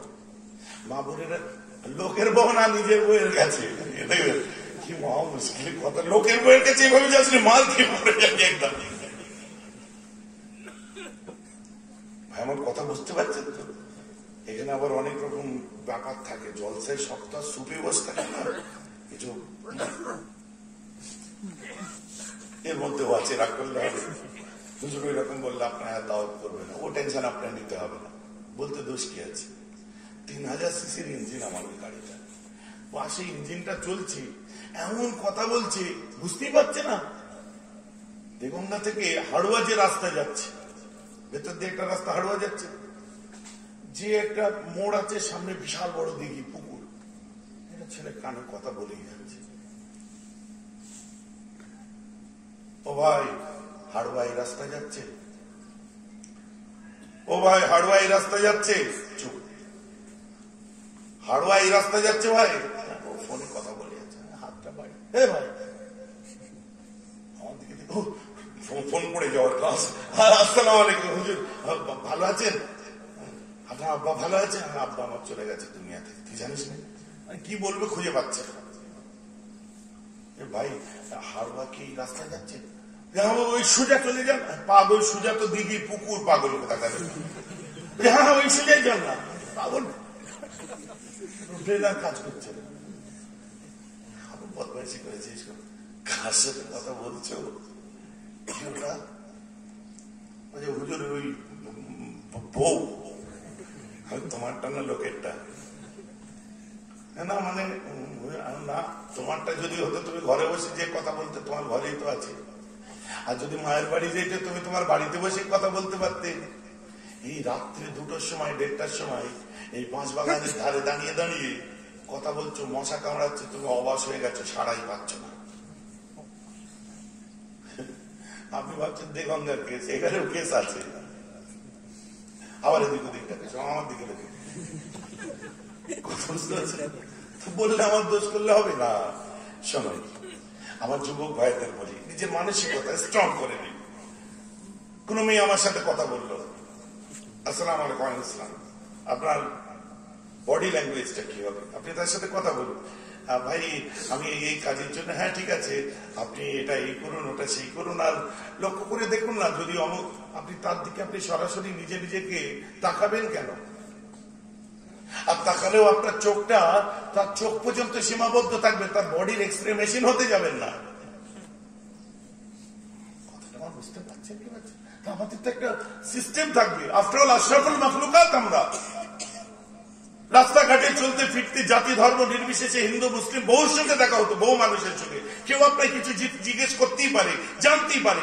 দরকারে কারো কাছে আপনার যেতে হতে পারে, আপনার অফিসের ম্যাডাম, আপনার যে বস ম্যাডাম হতে পারে, সে আপনার কালিগ সে মেয়েও হতে পারে, ছেলেও হতে পারে। আপনি তো আর আশ্বিন মাসে সেই হলে হবে না। আশ্বিন মাসে কি আমি বলেছি নাকি? উল্টো পাল্টা কথা বলছেন। আমি আশ্বিন মাসে সেই বলেছি। আশ্বিন মাসে শীতও পড়ে, আশ্বিন মাসে শীতও হতে পারে, তো ওটার নাম বলার কি দরকার? ভাইজান কথা খারাপ নেবেন না, দুঃখ করবেন না, মেহরবানি করে। আপনি আমার পণ নয়, আমি আপনার পণ নয়। আপনি লক্ষ্য করে দেখুন থাইল্যান্ডের দিকে মাইন্ডসেট করেছে তারা। আজকে দেখুন যারা ব্রহ্মচারী হয়েছে, মাইন্ডসেট করেছে তারা। The people piercing the bamboo stick in him cheek, we are saying that is torture. But the people said, we are getting purified, our Lord getting pleased to us. আজকে তারা ধর্ম পালন করতে করতে বাঁশের চেঁচারি নিয়ে, কুঞ্চি নিয়ে গালের এদিকে দিচ্ছে, এদিক দিয়ে বার করছে। We are saying that is torture. এটা নিজের উপর টর্চার করছে। বলছে না হুজুর, এটা টর্চার না, we are getting purified. আমাদের এতে পাপ মুক্তি হচ্ছে, আমাদের গুনাহগুলো মাফ হচ্ছে, আর আমাদের লর্ড, আমাদের স্রষ্টা, আমাদের ঈশ্বর আমাদের উপর খুশি হচ্ছে। চলো জি, তোমার শ্রদ্ধাকে আমি শ্রদ্ধা জানাই, আমার সিস্টেম এমন নেই। সাউথ ইন্ডিয়া দেখুন, the people carrying the Durga lamination and walk on the burning coal. We are saying that is torture. He was burning there, পা পুড়ে যাচ্ছে, জ্বলন্ত কয়লার উপর দিয়ে মাথায় দুর্গা ল্যামিনেশন, দুর্গা মাইয়াকে দিয়ে হাঁটছে। ধর্মবিশ্বাস তার। আমি বলতে পারি না যে সব করতে নেই, এই করতে নেই, সেই করতে নেই। তার ধর্ম তার কাছে, আমার ধর্ম আমার কাছে। ইন্নাদ-দীন ইনদাল্লাহিল ইসলাম। আমার আল্লাহ, আমার বিশ্বাস থাকবে আল্লাহর কাছে আমার ধর্ম মনোনীত। তার যে বিশ্বাস হচ্ছে স্বধর্ম নির্ভয়, সে মনে করছে তারটাই আপনার মনোনীত। কারণ সে তার বেদ ফলো করেছে, আমি কোরআন হাদিস ফলো করেছি। বিচারক সাজার তো দরকার নেই, আল্লাহ যেটা বিচার করবেন সেটাই হবে। আমি আমার বিশ্বাস অনুযায়ী এগোবো, কাজ শেষ। করোনা হয়ে গেল, বিজেপির লিডার গুলোর যখন করোনা হলো, আরএসএস এর লিডার গুলোর যখন করোনা হলো, ওদের করোনা কি দিল্লির আপনার মার কাছে নিজামুদ্দিন থেকে হয়েছিল? কোথা থেকে হলো? আর কোন মুসলিমের যখন করোনা হলো, তখন তিরুপতি মন্দির থেকে হয়েছিল? কোথা থেকে হলো? নাকি কোন মুসলিম যখন ডাক্তারের কাছে গেল, আমাকে জিন কোভিডটা মুসলিম জিন কোভিড দেবেন, আমি মুসলমান, আমাকে ভিটামিনটা ওষুধ যেটা দেবেন করোনার, ওটা মুসলিম করোনার দেবেন, কারণ আমি মুসলমান। ও মুসলমানের মুসলিম করোনা, আর হিন্দুদের হিন্দু করোনা। সকালবেলায় যখন রোদ উঠছে, তখন কি হিন্দুরা বলছে যে আজান হলো, এখন সূর্য উঠবে, ওটা ওদের সূর্য, আমাদেরটা পরে উঠবে, এখন থাক? অথবা আবার আল্লাহ যখন নাকে তফাৎ করেননি, মুখে তফাৎ করেননি, চুলে তফাৎ করেননি, চেহারায় তফাৎ করেননি, আল্লাহ যখন কোনো কিছুতে তফাৎ করেনি, আমি তুমি তফাৎ করে লাভ নেই। বরং নবীজি যেটা বলছে যে প্রত্যেকটা মানুষকে তুমি ভালোবাসো, হোয়াটএভার সে কোনো ধর্মের হতে পারে, সে মানুষকে তুমি শ্রদ্ধেয় ব্যক্তিদের শ্রদ্ধা করো, ছোটদের ভালোবাসা দাও, ইনশাল্লাহ আমার আল্লাহ তোমাকে কবুল করে দেবে। বলুন না সুবহানাল্লাহ। তাই যদি হতো, আমার নবী মসজিদের উপরে তুলে কুফারে কুরাইশদেরকে কথা বলতেন না। আমরা বাড়াবাড়ি করতে করতে অত্যাধিক বেড়ে যাই। কথা বুঝতে, আমরা কেউ তাবলীগ জামাত করি না, কথা বলতে পারছেন না। আমরা মসজিদে গিয়ে থাকি না, কিন্তু অনেক জায়গায় দেখবেন তাবলীগ জামাত করতে যখন আসি, তাদেরকে বললেই হয় ভাই মসজিদ এখানে থেকো না, এটা নামাজের জন্য, কোরআনে নেই, হাদিসে নেই, এখানে থেকো না, নামাজ পড়ো, নামাজ পড়ে তোমরা যাও। ও বাবা, মসজিদে নামাজ পড়তে উঠেছে, পরে দিকে বলে মসজিদ ধৌ। এটা বাড়াবাড়ি, এটা করার দরকার নেই। কেন আপনি করছেন? আল্লাহ রাসূলের জমানায় তো কাফের মুশরিকরা মসজিদে উঠেছে। আপনি ফুরফুরা সিলসিলার মানুষ, আপনি মডেল তৈরি হন, আপনি আপনার জায়গায় মজবুত হয়ে থাকুন। আপনাকে তাবলীগ হতে হবে না, আপনাকে দেওবন্দি হতে হবে না, আপনি আহলে হাদিস হতে হবে না। কিন্তু কোন আহলে হাদিস যদি আপনার সঙ্গে দেখা করি, বলে আপনার চা আপনি চা খাচ্ছেন, যদি আসি, আপনি কি বলবেন না ভাই খাও, একটু চা খাও? লড়াই তো নীতিতে আছে, লড়াই তোর সঙ্গে আমার সম্পত্তিতে নেই। এটা দেববন্দীদের তবলিগীদের সঙ্গে আমরা দূরে থাকি, কারণ কেন? লড়াই তো নীতির লড়াই। কথাটা বুঝতে পারছেন না? তার মতো করে আমি চলতে পারি না, সে আমার মতো পারে না, এটা নীতির লড়াই। কিন্তু আল্লাহ রসুলের বাড়িতে যখন একজন অমুসলমান আসলো, রাত্রে থাকলো, খাওয়া দাওয়া করে সকালবেলায় পেচ্ছাপ পায়খানা বিছানায় করে চলে গেলেন, কথাটা আমার বুঝতে পারছেন কি পারছেন না? তো আমরা ফুরফুরা ফুরফুরা করতে করতে, সুন্নি সুন্নি করতে করতে এত বেশি আমরা এগিয়ে গেছি যে আমরা একজন আরেকজনকে ঘৃণা করতে আরম্ভ করে দিয়েছি। ধর্ম তো ঘৃণার শিক্ষা দেয় না, ধর্ম তো মূল্যবোধের শিক্ষা দেয়, ভালোবাসার শিক্ষা দেয়, নৈতিকতার শিক্ষা দেয়, মানুষ মানুষকে প্রাণ প্রিয় করে রাখার শিক্ষা দেয়। যদি আপনি বলেন কি আমি সিলসিলায় ফুরফুরা শরীফের মানুষ, আমি কট্টর তার উপর থাকতে চাই, কারণ আমাকে আল্লাহ রসুল চিনিয়েছে আমার মুজাদ্দিদে জামান ওলিল আমর। ব্যাস, আমার পরিচয় শেষ। আমি মুসলমান হয়েছি, আমার উলিল আমর মুজাদ্দিদে জামানের কাছ থেকে শিখেছি। কথাটা আমার বুঝতে পারছেন? আমি তাবলীগী নয়, আমি দেওবন্দি নয়, আমি রাফেজি নয়, আমি খারিজি নয়, আমি মুতাজিলা নয়, আমি জাহমিয়া নয়, আমি জাবারিয়া নয়, আমি আহলে তাশাইয়ুদ নয়, আমি ইসনা আশারা নয়, আমার মুজাসসামা নয়, আমি বোরা নয়, আমি খোজা নয়। আমি কে? আমি সিলসিলায় ফুরফুরা শরীফের মানুষ। আমার জন্য মুজাদ্দিদে জামান ওলিল আমরি যথেষ্ট, সুবহানাল্লাহ। আমার জন্য মুফতি আজম যথেষ্ট, আমার জন্য 5 হুজুর যথেষ্ট, আমার জন্য মাহমুদ বখতিয়ারি যথেষ্ট, আমার জন্য হামিদ জালালি যথেষ্ট, আমার জন্য আল্লামা রুহুল আমিন যথেষ্ট। কথা বুঝতে পারছেন কি পারছেন? তোমরা ভাই যখন ওটা করছো, তোমরা তোমাদের মধ্যে করো, আমাদের মধ্যে এসে এটা করতে গেলে দ্বন্দ্ব হবে ভাই। বেকার এমনি পাড়ায় পাড়ায় দ্বন্দ্ব হয়ে যাচ্ছে, আর নতুন করে ধর্ম নিয়ে দ্বন্দ্ব করো না, ঝামেলা শেষ। ভাইজান, আমার কথা কি খারাপ লাগছে? বলার মধ্যে তারতম্য থাকবে না? ঘৃণা, হিংসা, বিদ্বেষ, অহংকারী, তাকাব্বুরি এসব কেন থাকবে? এটা আলেমদের কাজ নয়। আর কোন আলেম যদি এমন শিক্ষা দেয়, আমি তাকে আলেম বলে মনেই করি না।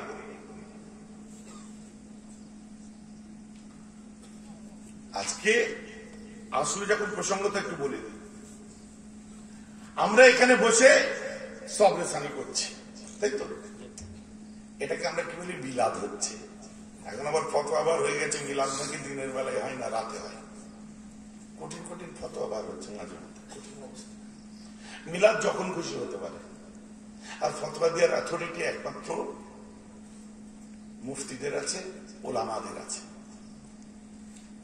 বাকি আমি নিজে মুফতি নয়, তাই আমি ফতোয়া দিই না। কিন্তু মিলাদুন নবী, নবীকে কেন্দ্র করে যে কোনো জায়গায় মিলাদুন নবী, যে কোনো আলোচনা নবীর জন্মের সাথে সাথে যে কোনো আলোচনাকে মিলাদুন নবী বলা হয়ে থাকে। সুবহানাল্লাহ। এই মিলাদুন নবী সম্পর্কে আজকে দেওবন্দীদের মতামত শুনবে। তাবলীগী জামাতরা যাই বলে বলুক, আমার কাজগুলোকে দেওবন্দীরা কি বলেছে শোনেন। আজ আমরা মিলাদ করলে, সালাম পড়লে, দাঁড়িয়ে ইয়া নবী সালাম আলাইকা করলে বলে বিদাত বিদাত, শিরক শিরক বলে আমাদেরকে বলে। ও নবীর যুগের এই, সাহাবার যুগের এই নেই সেই নেই। আপনারাও শোনেন, ভাই তোমরা করো কেন? আমরা ফুরফুরা সিলসিলার লোক, আমরা করব। এটা কোনো যুক্তি হলো? কেন করবে? কিসের জন্য করবেন? আপনাকে ঘুরিয়ে বলছে, একজন মৌলানা আছে, আমি জানি না মোটা সোটা, তো উনি বলছি বেবে করে কথা বলে, বুঝলেন? কঠিন অবস্থা। বলছে আজকাল সালাম দেওয়ার জন্য লোককে দাঁড়াতে হয়, সবাই বলুন নাউজুবিল্লাহ। সবাই নাউজুবিল্লাহ বলছে, বোকা মুসলমান। সম্মান দিতে গেলে দাঁড়াতে হয়, কে বলেছে? সম্মান দিতে গেলে তো বসেও দেওয়া যায়। এই যে দেখো আমরা পড়ছি আত্তাহিয়াতের মধ্যে আসসালামু আলাইকা আইয়ুহান নবী, বসে পড়ছে না দাঁড়িয়ে পড়ছে, বলছে বসে। বলছে ওটাকে সালাম দেওয়া, সম্মান দেওয়া হচ্ছে না? নামাজের মধ্যে সম্মান দিচ্ছি।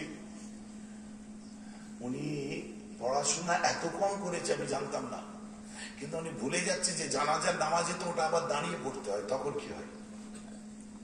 উনি ভুলে যাচ্ছে সালাত ও তাসবিহতে তো ওটা আবার দাঁড়িয়ে পড়তে হয়, তখন কি হয়? উনি ভুলে যাচ্ছে। মোটা হুজুরকে বলছি যে আপনি আরেকটু পড়াশোনা করবেন।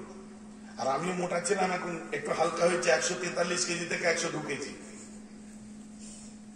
হয়েছে তো নাকি? কমেছে তো নাকি? আমার তো শরীরটা কমিয়ে নিন হুজুর, মোটা সোটা ভালো না, কখন হার্ট ফেল হয়ে যায় বলা মুশকিল। আমারও হার্ট ব্লক হয়ে গেছিল বলেছিল, তারপর শরীর আবার ঠিকঠাক করে রাখতে হয়েছে, এখন টেস্ট করে দিলে ডাক্তার বললো ঠিক আছে। আমি চলুন, অসুবিধা নেই। আসুন, তাম ফুরফুরাওয়ালাদের পীর মুর্শিদ, হামিদ জালালি হুজুরের পীর, মাহমুদ বখতিয়ারি হুজুরের পীর, মেজ হুজুরের পীর, 5 হুজুরের পীর, তাম হুজুরদের যিনি পীর, আমাদের মুজাদ্দিদে জামান আলা হযরত কে গো? দাদা হুজুর পীর কেবলা। একটু কথা বলতে হবে তো, আমাদের ফুরফুরাওয়ালাদের তাম ফুরফুরার হেড সব থেকে বড় যিনি, তিনি হচ্ছেন দাদা হুজুর পীর কেবলা, যিনি আল্লাহ রাসূলকে চিনিয়েছেন। আশরাফ আলী থানভী সাহেব, রশিদ আহমেদ গঙ্গুই সাহেব, কাসিম নদভী সাহেব, জাহিরুল হাসান সাহেব, মাহমুদুল হাসান সাহেব, তাম উলামায়ে দেওবন্দ, আকাবেরিনে দেওবন্দ, এনাদের সকলের হেড পীর যিনি ছিলেন, তার নাম হচ্ছে হাজী ইমদাদুল্লাহ মুহাজির মক্কি রহমতুল্লাহি আলাইহি। তাম দেওবন্দের উনি হেড। ওনার একটা কিতাব আছে, দেখুন আমাদের কত মিলে যাবে দেখবেন। সেই কিতাবটার নাম হচ্ছে ফয়সালায়ে হাফতে মাসাইল। এই কিতাবের মধ্যে উনি লিখছেন, मैं हर साल अपने घर में यौमुन नबी मनाती है। চলে বলা যাবে, मैं हर साल, আমি প্রতি বছর, আপনি ঘর মে, আমার ঘরে, ইয়ামুন মানে দিবস, নবী মানে নবী, ইয়ামুন নবী, নবী দিবস মানাতে হ্যায়, নবী দিবস করে থাকি। और गा बगा रसूलुल्लाह के ऊपर खड़े होकर सलाम भी पढ़ते हैं, इससे मुझे लुत्फ मिलता है। বলেন না সুবহানাল্লাহ। আজকের পর থেকে যদি কোনো তাবলীগী জামাতের ছেলে দাঁড়িয়ে সালাম পড়াকে কোনো বক্তা, মৌলানা, ইমাম, হুজুর, হযরতজি আমাদেরকে যদি এই ফতোয়া দেন, তো ফতোয়াটা আমাদের নয়, তানাদের পীরকে যে লাগবে। কথাটা বুঝতে পারছেন? দ্বিতীয় নম্বরে আসুন, পত্রিকার নাম হচ্ছে আত-তাবলীগ। নোট করুন নাম, আত-তাবলীগ। কোথা থেকে এনেছি? উত্তরপ্রদেশের গুচি থেকে এনেছি। লাইব্রেরি, ওখানে একটা বড় লাইব্রেরি আছে, উত্তরপ্রদেশের গুচি থেকে এটা নিয়ে আসা হয়েছে। সাল 1947 থেকে 52।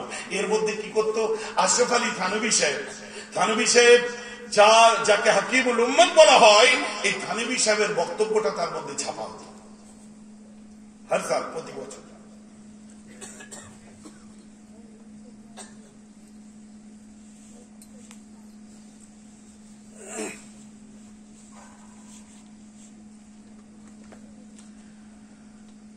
জৈনিক ব্যক্তি এক সময় থানভী সাহেবকে জিজ্ঞাসা করলো, হুজুর कई जगह देखा जाता है मिलाद में कोई खड़े होकर सलाम पढ़ते हैं तो कोई उसे मना भी करते हैं, आपकी राय क्या है? অনেক জায়গায় দেখা যায় মিলাদের মধ্যে কেউ দাঁড়িয়ে সালাম পড়ে, আবার কেউ তাদেরকে বারণ করে, আপনার মত কি? তাবলীগ পত্রিকার নাম নোট করে দিন। সঙ্গে সঙ্গে বলছি, मियां मिलाद में क्यों जब रिज़अत की बयान हो तब भी खड़ा हो जाओ। शुरुआत की दिए कुल, मैं देवबंदी अशरफ अली कह रहा हूं, सुनो, सिर्फ मिलाद में क्यों जब रिज़अत की बयान हो तब भी खड़ा हो जाओ, जब मेराज की बयान हो तब भी खड़े हो जाओ, जब नाते रसूल पढ़ना तो खड़े होकर पढ़ना, यहाँ तक कि लब पे मोहम्मद के नाम आते वक्त खड़ा हो जाओ, और मिलाद में तो गा बगा खड़े हो सकते, कौन मना करेगा? सुभान अल्लाह। বাপরে, আমাদের থেকে কঠিন কিয়াম তো দেওবন্দিরা করেছে, তো ফতোয়া আমাদের কি কেন? বলছে নবীর নাম যতবার মুখে আসবে ততবার উঠে দাঁড়াবে। অতএব আমাদের মাসলাকগুলো কি কেউ কোনোদিন খারাপ ভুল বলেনি? আপনি ভুল বুঝছেন। ইদানিং এখন আলেম ওলামারা বলছে, হুজুর এখন যা আহলে হাদিসরা উঠে পড়ে লেগেছে, এখন আমাদের উচিত একসঙ্গে কাজ করার। আমি অনেক দেরি হয়ে গেল না?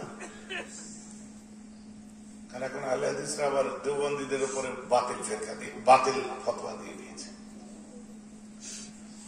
তাবলীগী জামাত আর দেওবন্দি দুটো কিন্তু এক নয়। তাবলীগী জামাতের সূরা কমিটির সঙ্গে আবার দেওবন্দের ওলামাদের আবার দ্বন্দ্ব আরম্ভ হয়ে গেছে, যেটা বাংলাদেশে মারামারি, রক্তারক্তি পর্যন্ত হয়ে গেল। কথা বুঝতে পেরেছেন? এই ফেরকাবাজির মধ্যে আমরা নেই, এই যে ভাই ভাই লড়াইয়ের মধ্যে আমরা নেই। আমাকে জিজ্ঞাসা করছে, হুজুর কি ব্যাপার? যে বাংলাদেশে অত বড় বড় আলিম ওলামা হুজুররা থাকতে ইন্ডিয়া থেকে মরতে নিয়ে যাবে কেন? কত বড় বড় আলেমরা তখন হযরত আহমদ শফি রহমাতুল্লাহ আলাইহি তখন হায়াতে ছিলেন।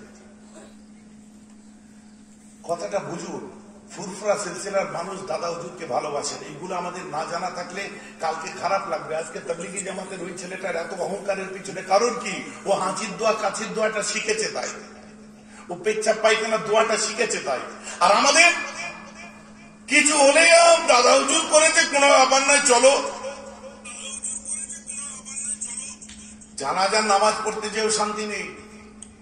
আমার পাড়ায় একজন ইন্তেকাল করেছে, আমার খুব প্রিয়জন। আমি নামাজ পড়তে গেছি, একজন হুজুর এসে নামাজ পড়ালেন। আমি পিছনের দিকে দাঁড়িয়েছিলাম, সবাই বললো হুজুর আগে চলেন আগে। তো ইমামতির জায়গায় কেউ দাঁড়িয়ে, কেউ কেউ বললো হুজুর আপনি করেন। না, আমি জানাজা পড়াই না।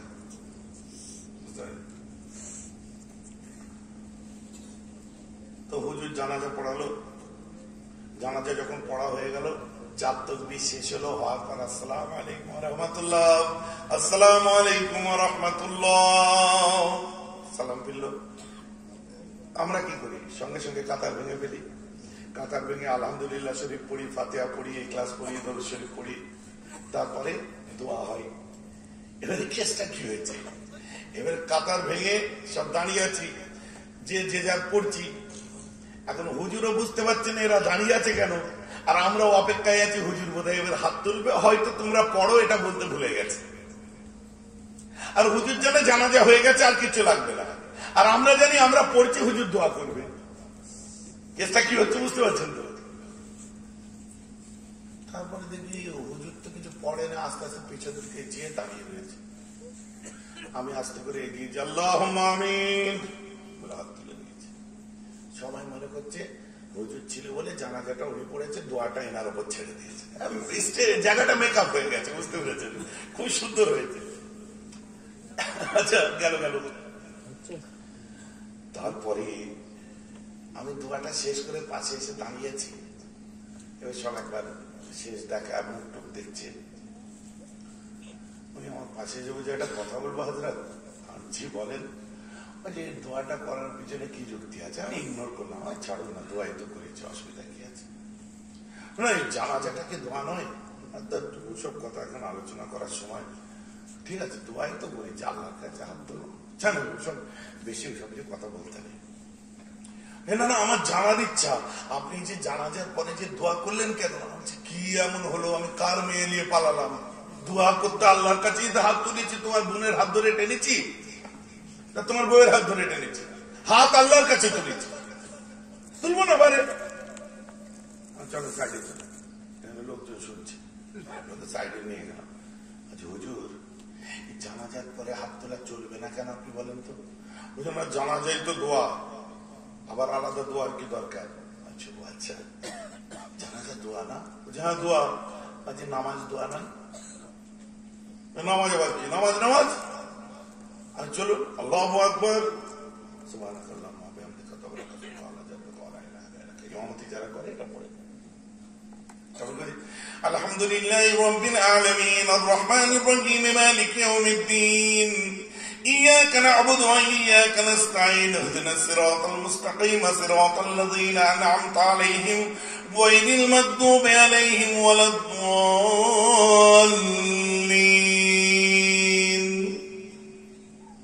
কি বলেন না? আমি শেষ করলাম, ওয়ালাদ-দাল্লিন বলতে কিছু বলেন না? কি বলেছেন? কেন আমিন বললেন কেন? চুপ করে থাকতে পারতেন তো, ভেতরে ভেতরে আমিন বললেন কেন? আমিন কখন বলে? দোয়া বলেই তো আমিন বলছেন, বলেন না সুবহানাল্লাহ? দোয়া আল্লাহ রাসূল বলছেন 36 খানা সহিহ হাদিস আছে। এই 36 খানার মধ্যে 12 খানাকে দিয়েছে আহলে হাদিসরা, আর এই একটা কিতাবে আর কি শায়েখ টায়েক বলে না, শায়েখদের একটা কিতাবে 12টা হাদিস তারা নিয়েছে, আর 24টাকে বাদ দিয়েছে, টোটাল 36টা একটা কিতাবের মধ্যে আছে। তার জবাব আমরা দিচ্ছি। আল্লাহ রাসূল বলছে, যখন তোমাদের মধ্যে ইমাম বলবে গায়রিল মাগদুবি আলাইহিম ওয়ালাদ-দাল্লিন ফাকুলু আমিন, যখন দেখবে ইমাম তোমাদের মধ্যে বলবে গায়রিল মাগদুবি আলাইহিম ওয়ালাদ দাল্লিন ফাকুলু আমিন, আমি রাসূল বলছি তোমরা সবাই মিলে আমিন বলবে। তাই আমরা আমিন বলি। একটা লোক পাশ থেকে চিল্লে আমিন, এভাবে দাঁড়িয়ে আমিন বলে না, বিশেষ করে সিটি এরিয়া পাশে যে আস্তে করে বললো, এরপর টেনশন বেড়ে গেল, আমি ঠিক না ও ঠিক। ভাবছেন আমি কথা বুঝতে পারছেন না নাকি? আজকে অনেক জনসভা নয় যে স্পিডে তোড়ে পড়ে বক্তব্য, বোঝার জিনিস। কষ্ট করে এসেছি, টায়ার হয়েছে, বাঁচিয়েছে আল্লাহ, এখন বাঁচিয়ে ফেরাক, বুঝলেন?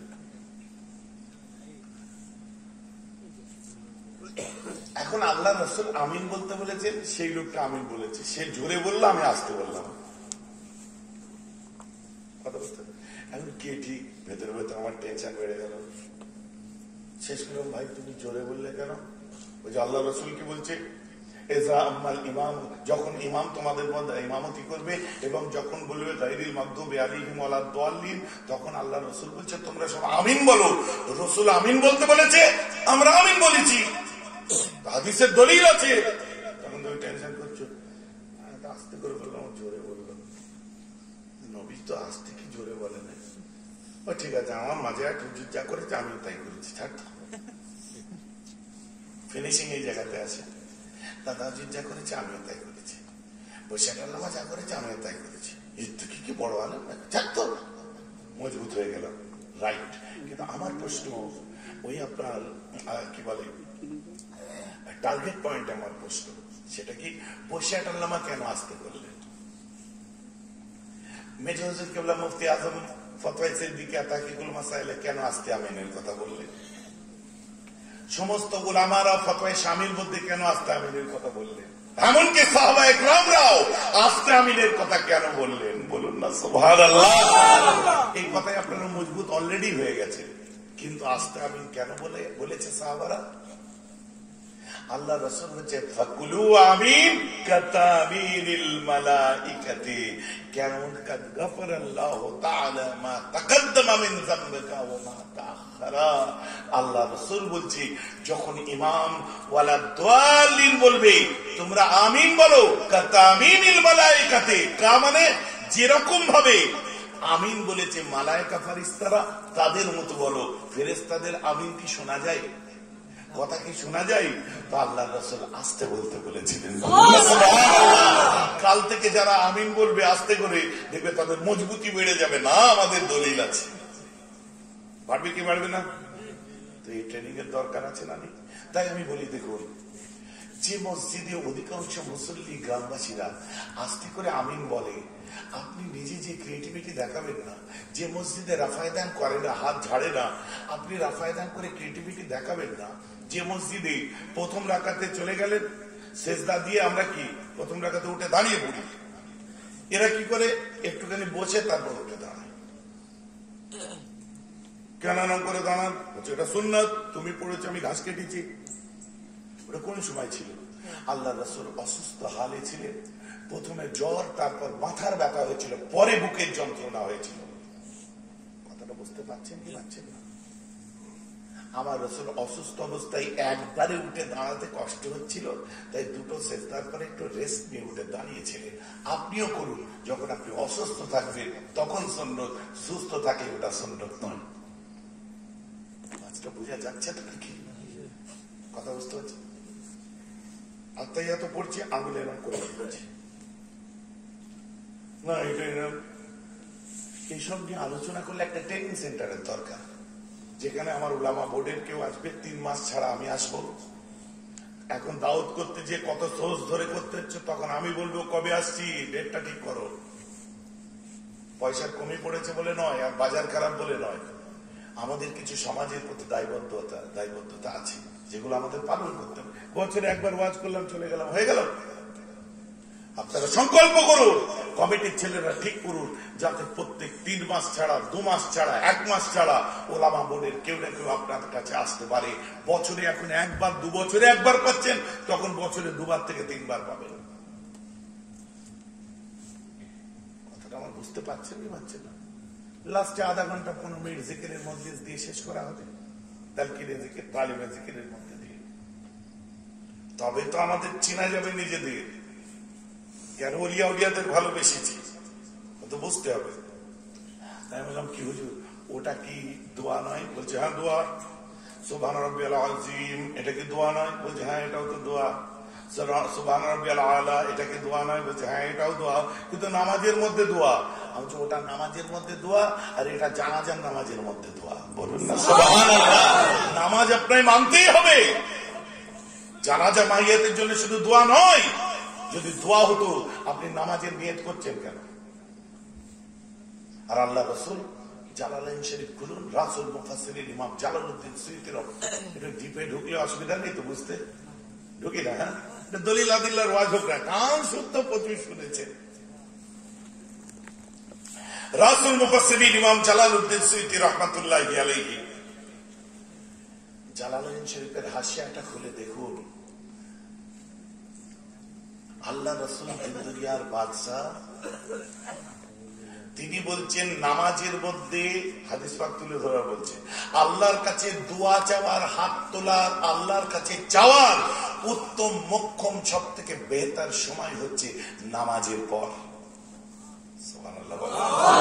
তাই আমার রাসূল নামাজ হয়ে গেলেই তাসবিহ পড়তেন, তাসবিহ পড়ে উঠে চলে যেতেন। আবার আমার রাসূল তাসবিহ পড়তেন, তাসবিহ পড়ার পর এত কাঁদতেন যে রাসূলের চোখের পানিতে আল্লাহ রাসূলের হাতের তালু ভিজে যেত। চোখ এখানে নামাজে থাকলে এইভাবে বসবে, হাতের তালু তার উল্টো দিকে। হ্যালো, ওয়াজ বুঝে যাচ্ছে? হাতের তালু তার উল্টো দিকে, চোখের পানি যদি পড়ে তো কোলে পড়বে, পেটে পড়বে, দাড়িতে পড়বে। আর হাতেই যদি পড়ে তো হাতের উপর দিকে পড়বে, তাহলে মাথা এইভাবে নিয়ে যেতে হবে। হাতের এই দিকটাই পড়বে কি করে? আল্লাহ রাসূলের দুটো হাত উঁচু করা থাকতো, আর নবী যখন দোয়া চাইতেন এত কাঁদতেন চোখের পানি, তখন হাতে এইভাবে হাত রাখলে পানি কোথায় পড়বে? কোথায়? এইভাবে না রাখলে হাতের তালু, মানে এটা হাতের তালু কোনটা? হাত যদি এইরকম না থাকে তো চোখের পানিটা এখানে আসবে কি করে? বুঝতে পারছেন কি পারছেন না? তো আমার রাসূল যখন দোয়া চেয়েছিলেন আল্লাহ রাসূলের হাতের তালুটা চোখের পানিতে ভিজে গেছিল। সুবহানাল্লাহ। আমরাও যখন দোয়া চাই তাই হাত তুলে চাই, নবী জীবনে একবার বললেও সেটা করা সুন্নাত। আর নবী যদি সব সময় হাত তুলতেন, সাহাবারা আমল করতেন, নামাজের পরে দোয়া চাওয়া ফরজ হয়ে যেত, আর একটা ফরজ বেড়ে যেত। যার জন্য রাসূল অপশন দিয়েছি। তো আমাদের টাইম আছে, আমরা করব। অনেক ক্ষেত্রে দেখবেন জুম্মা হয়ে গেল, নামাজের জুম্মার দিন সালাম ফিরলো, এক একজন উঠে দেখবেন ঘাড়ের উপরে পা টা দিয়ে লাভ করে চলে যায়। যাই কি যাবে? আপনাদের এখানে যায় না? হ্যাঁ, যাবেন না, একদম যাবেন না। এটা বেয়াদবি। আমরা নাজদে বাস করি না, আরবে বাস করি না, আমরা নাজদি নয়। আপনার যদি যেতে হয় পিছনের কাতারে এসে একদম দাঁড়াবেন, কারণ মাথায় রাখবেন আপনি নামাজ পড়ে যার ঘাড়ের উপর দিয়ে পা তুলে যাচ্ছে ওর পায়ের তলায় আমার জান্নাত, কারণ ওটা আমার আব্বা। আমি ছেড়ে কথা বলবো না আপনাকে। আপনি মাথায় রাখবেন যার ঘাড়ের উপর পা তুলে দিয়ে যাচ্ছে ওর হাত আমার মাথার উপরে আছে, ওটা আমার বড় ভাই। যার ঘরের উপর দিয়ে পা তুলে আপনি চলে যাচ্ছেন, মাথায় রাখবে ওর পায়ের তলায় আমার নয় আমার বাপের জান্নাত, ওটা আমার দাদা। যদি তা না করেন আপনারা তো মানুষই নয়, আমি মনে করব। খারাপ নেবেন না আমার কথা। আর যে ছেলেদের মন যাবে যে আগে বেরিয়ে চলে যাব, একদম পেছনের লাইনে দাঁড়াবে, নামাজ হবে টুক করে বেরিয়ে চলে যাও। আমার ঘটেছে, কলকাতার মধ্যে জমা পড়েছি, বহুদিন আগের কথা বলছি। নামাজ শেষ হয়েছে, ওদিক দিয়ে একজন উঠে চলে গেল, আমি দ্বিতীয় কাতারে ছিলাম, দ্বিতীয় না চতুর্থ এরকম কাতারে। তো সামনে থেকে একজন এরকম পা দিয়ে এরকম করে ঘাড় করে পা দিয়ে ডিঙিয়ে এসে এবার আমার এখান দিয়ে যাবে, আমার কাছে যে এসছে আমি এভাবে দেখেছি।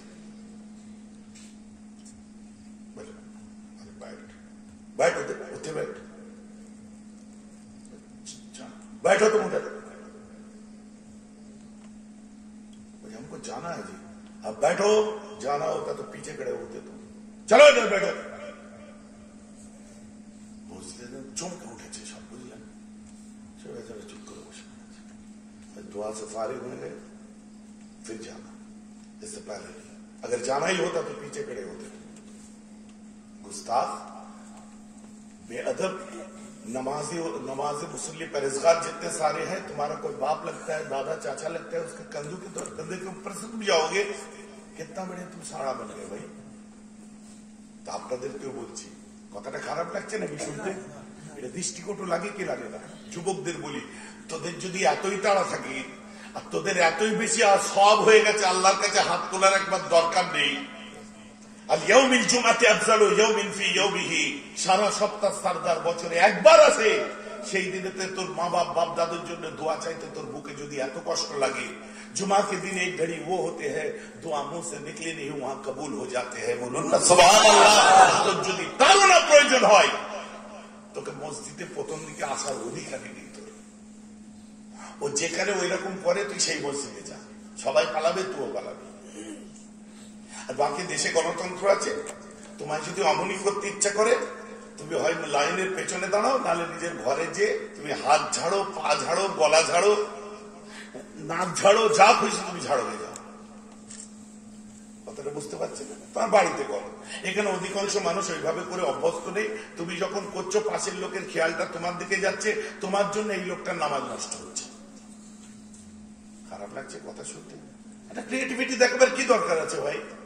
ঠিক আছে, তুমি তোমার মতোই চলো, আমি বাধা দিচ্ছি না, কিন্তু দয়া করে এই মসজিদে এসে করো না। কারণ এই মসজিদে 90% মুসল্লি যেভাবে চলে, তুমি তার উল্টো চলছে। এটা ক্রিয়েটিভিটি দেখাচ্ছ, নিজে কিছু জানি দেখাতে চাচ্ছ না। কোথায় দেখলে ইউটিউব খুলে দেখাচ্ছি, দেখেন, ইউটিউব খুলে দেখাবে তোমার হুজুর, তোমার পীর, তোমার আল্লাহ, তোমার রসুল, তোমার কোরআন, তোমার হাদিস, ইউটিউব। আর আমাদের 27-28 বছর মাদ্রাসায় ঘরে বেঞ্চে পাঁচা ঘষে ঘষে পাঁচার নিচে কড়া পড়ে গেল। আমরা কচু হলাম 4 দিন ইউটিউবে, মার্বেলের মিস্ত্রি কাজ করতে করতে, শেডের কাজ করতে করতে, সোনার কাজ করতে করতে, কাপড়ের কাজ করতে করতে, চাকরি করতে করতে তুমি মৌলানা হয়ে গেলে। হ্যাঁ, আর আমরা কচু জানি। ছি ছি ছি ছি ছি ছি। বাপের বাপ শাস্তে যাবেন না। যাদের তারা ইসলাম পেয়েছেন তাদেরও মাথার উপর উঠতে যাবেন না। গোস্তাখি হয়ে যাবে, বেয়াদবি হয়ে যাবে। আর যদি বলতে হয় না ওগুলো ঠিক নয়, তোমার মুফতিকে দিয়ে লিখিত ফতোয়া দিয়ে স্ট্যাম্প দিয়ে দাও। ও যদি দিতে পারে যে এগুলো হারাম নাজায়েজ, এই ফুরফুরা সিলসিলায় যে রীতিতে নামাজ কালাম পড়ছি এগুলো নাজায়েজ হারাম, মুখে চায়ের দোকানের মুফতি হলে হবে না। চায়ের দোকানের মুফতি বোঝেন?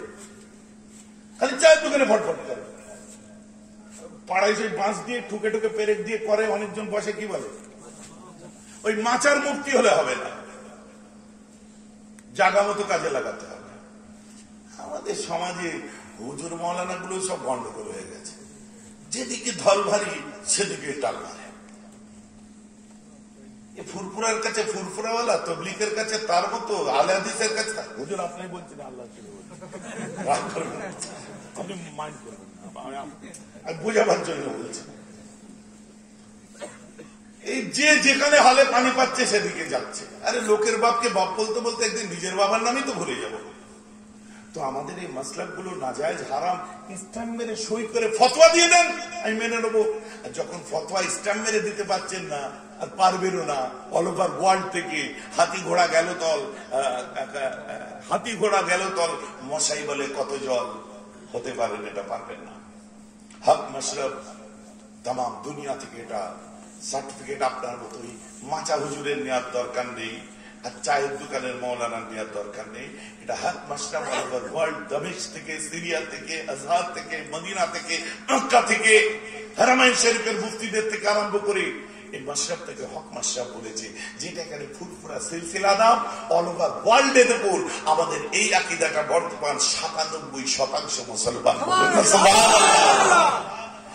আপনি বলবেন এখানে ফুরফুরা সিলসিলা কেন সারা বিশ্বে নেই? আশ্চর্য কথা। আপনারা বাইক চড়েন তো নাকি? বাইক চড়েন না? ট্যাঙ্কে কি দেন? পেট্রোল। ইঞ্জিনে কি দেয়? জোরে বলুন। সত্যি মোবিল পাওয়া যায়? যদি পাওয়া যায় আমি 1 লাখ টাকা লিটার দেবো। 1 লিটার মোবিল খালে আমার বাড়িতে দিয়ে আসবেন তো? 1 লাখ টাকা লিটার দেবো।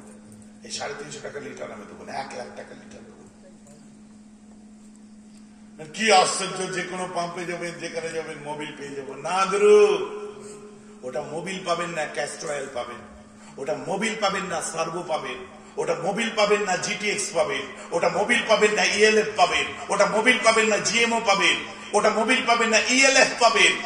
মোবিল বলে যে ইঞ্জিন অয়েলের কোম্পানি, ওটা আর মার্কেটিং করে না, কিন্তু এত ফেমাস ওই কোম্পানিটা যে কোনো দেখলেই, ইঞ্জিন অয়েল দেখলেই আমরা কি বলি, ক্যাস্ট্রল কোম্পানির মোবিল দাও, তার মানে ক্লোজার কোম্পানির কলগেট দাও। কলগেট আলাদা কোম্পানি, ক্লোজআপ আলাদা কোম্পানি। কিন্তু কলগেট এত বিখ্যাত, বাবুলের বাজন বলে কোথায়, বলে কলগেট কিনতে গেছিলাম। ওবে বাবুল, এটা পেপসোডেন্ট, এটা কলগেট বলছিস কেন? ফেমাস। পানি কিনতে যান, কি বলবে? বিসলারি। ওই যে বোতলই কেনেন বিসলারি, কারণ ব্র্যান্ডটা ফেমাস। কথাটা আমার বুঝতে পারছেন? Lot of educated people here, like a master, doctor and any other, যারা যে লাইনে পড়ে, আই থিঙ্ক এখানে যেসব ছেলেরা এমবিএ করছে, এমবিএ মার্কেটিং করে যারা করছে, তাদের জিজ্ঞাসা করুন, তাদের একটা কোর্স আছে ব্র্যান্ড ভ্যালু। ব্র্যান্ড ভ্যালুর উপর পড়তে হয়। আপনি বলবেন আপনি এমবিএ করেছেন, আমি খাঁটি পিওর মলি সাহেব, আমি একদম পিওর মলি সাহেব, আমি এমবিএ ওসব করিনি। কিন্তু শিক্ষার শেষ নেই, জানার শেষ নেই। আমার বরাবরই ইচ্ছা শুধু জানবো জানবো আর জানবো। তো যারা এমবিএ করেনি, আমি ইউপিএসসি যারা পরীক্ষায় বসে, যারা আইএস আইপিএস অফিসার হয়, আমি ইউপিএসসি, আমি পিওর মনি সাহেব, কিন্তু ইউপিএসসির কোশ্চেন গুলো আমি খুব ফলো করি, কারণ এতে আমি নিজেকে মোটিভেট করতে পারি। আমি একটু কি বলে, সন্দীপ মাইসুরি শুনি, আমি বিবেক বিন্দ্রা শুনি, সিস্টার শিবানী শুনি। কথা বুঝতে পারছেন না? আমি আপনার বিল গেটস শুনি, আমি আপনার কি বলে, এইসব বড় বড় মানুষদের মোটিভেশনাল স্পিচ গুলো শুনতে আমার খুব ভালো লাগে, কারণ এতে অনেক জ্ঞান বাড়ে। শুনতে দোষ কি আছে? তো আমার যুবক ভাইরা খালি ওয়াজ শুনবে কেন? না, ওদের কান না দিলে ঘুম হবে না। তো ঠিক আছে, কথা বলার মধ্যে যেগুলো দেয় ওটা দিয়ে শুয়ে পড়ে, ঘুমে শুয়ে যাবে। না, একটু টান টান হলে, শুরু হলে একটু ঘুম পানা আসে, তাহলে ও ওয়াজই শোনে না, ও খালি টান শোনে। ওই জন্য আজ একটাও টান দিইনি, পারলে ওয়াজ শুনে নাই করে। কথাটা বুঝতে পারছেন? ঘটনাও ধরিনি একটা, কারণ ঘটনা ধরলে একটা ঘটনায় 2 ঘন্টা লেগে যাবে। নবী দিবসের সময় ওয়াজ শুনবো, আর মরবে হাসান হোসেনের গল্প শুনবো। রোজার সময় ওয়াজ শুনবো, আর কুরবানির ঘটনা শুনবো। রজবের সময় ওয়াজ শুনবো, আর শবে বেরাতের ঘটনা শুনবো। কথাটা বুঝতে পারছেন? নাজায়েজ হারাম কিছু নয়, কিন্তু সার্কামস্টেন্সেস, এনভায়রনমেন্ট, যুগ কাল পাত্র, যখন যে জিনিসটা চলছে সেই বিষয়ে বললে মানুষ একটু বেশি উদ্গ্রীব হয়, আগ্রহী হয়ে তাদের আরো নিতে ভালো হয়, সুবিধা হয়। কথা বুঝতে? এই জন্য বিষয় ভিত্তিক যখন যেটা চলে, এই যে আজকে আমি এই লাইনে কেন এসেছি, আল্লাহ ওলির মাহফিল, তাই জন্য আমি এসেছি। আমি মানি না, তুমি, আমি ওলি মানি না, কিন্তু মানতে আমি বাধ্য, আমার ঘাড় মানে, আমি মানি না, অ্যাজ এ বেয়ার মানি না, কিন্তু আমার ঘাড় মানে। কথাটা বুঝবে? উল্টো পাল্টা ইউটিউবারদের বলছি, মহব্বতের ছেলে, আর ওয়াজ কেটে কুটে অনেক রকম গন্ডগোল হয়ে যাচ্ছে। ইউটিউবারদের বলছি, যদি এখানে শেষ হয়ে যেয়ে তাকে তোমার আবার চালু করে আবার এখান থেকে রিপিট মারো। এরকম আর্ধেককে একটুখানি করে জলসা সব কেটে কুটে ছেড়ে দিয়ে অনেক কেস ঘটে গেছে আগে, আর সেগুলো এখন ঢাল করে নিয়ে বহু যারা ধর্মের বোঝে না, তারাও আজকে 2-4 কথা বলে দিচ্ছে। কি মহা মুশকিল কাণ্ড। ওটাকে শেষ করে তারপরে এদিকে আসবো। তো এরকম এক্সট্রা ক্রিয়েটিভিটি দেখিয়ে মানুষকে ভ্রান্ত পথে চালাবার প্রয়োজন নেই। আল্লাহ রসুল বলছে, নামাজের পরে উত্তম সময় আল্লাহর কাছে দোয়া চাওয়ার। ঠিক আছে, তো জানাজার ব্যাপারটা আপনি বলেন, বলছি এটা না ক্লিয়ার করলে ওটা হবে না। আমরা এই জন্য জানাজার পরে হাত তুলি, ওটা নামাজ। বলছে না, ওটা কি করে নামাজ? আমি এই জন্যই নামাজ। আপনি বলছেন দোয়া, দোয়া পড়তে গেলে উজু করা শর্ত নয়, জানাজা পড়তে গেলে উজু করা শর্ত। এবার বলুন নামাজ না দোয়া? দোয়া করতে গেলে কাতার দেওয়া শর্ত নয়, জানাজা পড়তে গেলে কাতার সুজার করে দাঁড়ানো আপনার শর্ত। এবারে বলুন ওটা দোয়া না নামাজ? আপনি বলুন দোয়া পড়তে গেলে তাহরিমা বাঁধা শর্ত নয়, জানাজা পড়তে গেলে আল্লাহু আকবার বলে তাহরিমা বাঁধতে হয়। এবার বলুন ওটা দোয়া না নামাজ? দোয়া পড়তে গেলে 4টে তাকবীর শর্ত নয়, জানাজায় 4টে তাকবীর দেওয়া শর্ত। দোয়া পড়তে গেলে সালাম ফেরা শর্ত নয়, জানাজা পড়তে গেলে সালাম ফেরা শর্ত। দোয়া পড়তে গেলে কাবাতি শরীফাতে আল্লাহু আকবার বলতে হয় না, মুতাজ্জান কাবার দিকে মুখ করতে হয় না, দোয়া যেদিকে খুশি দিয়ে ফিরে পড়ুন। কিন্তু জানাজা পড়তে গেলে কাবার দিকে মুখ করে পড়তে হয়, ইমামের পিছনে ইক্তেদা করতে হয়, ফরজে কিফায়া বলতে হয়। এইবার বলুন ওটা নামাজ না দোয়া? না, আপনার যুক্তি অনুযায়ী নামাজ, আমার নয়, কেতাবি যুক্তি অনুযায়ী ওটা হলো নামাজ। তাহলে রুকু সেজদা নেই কেন?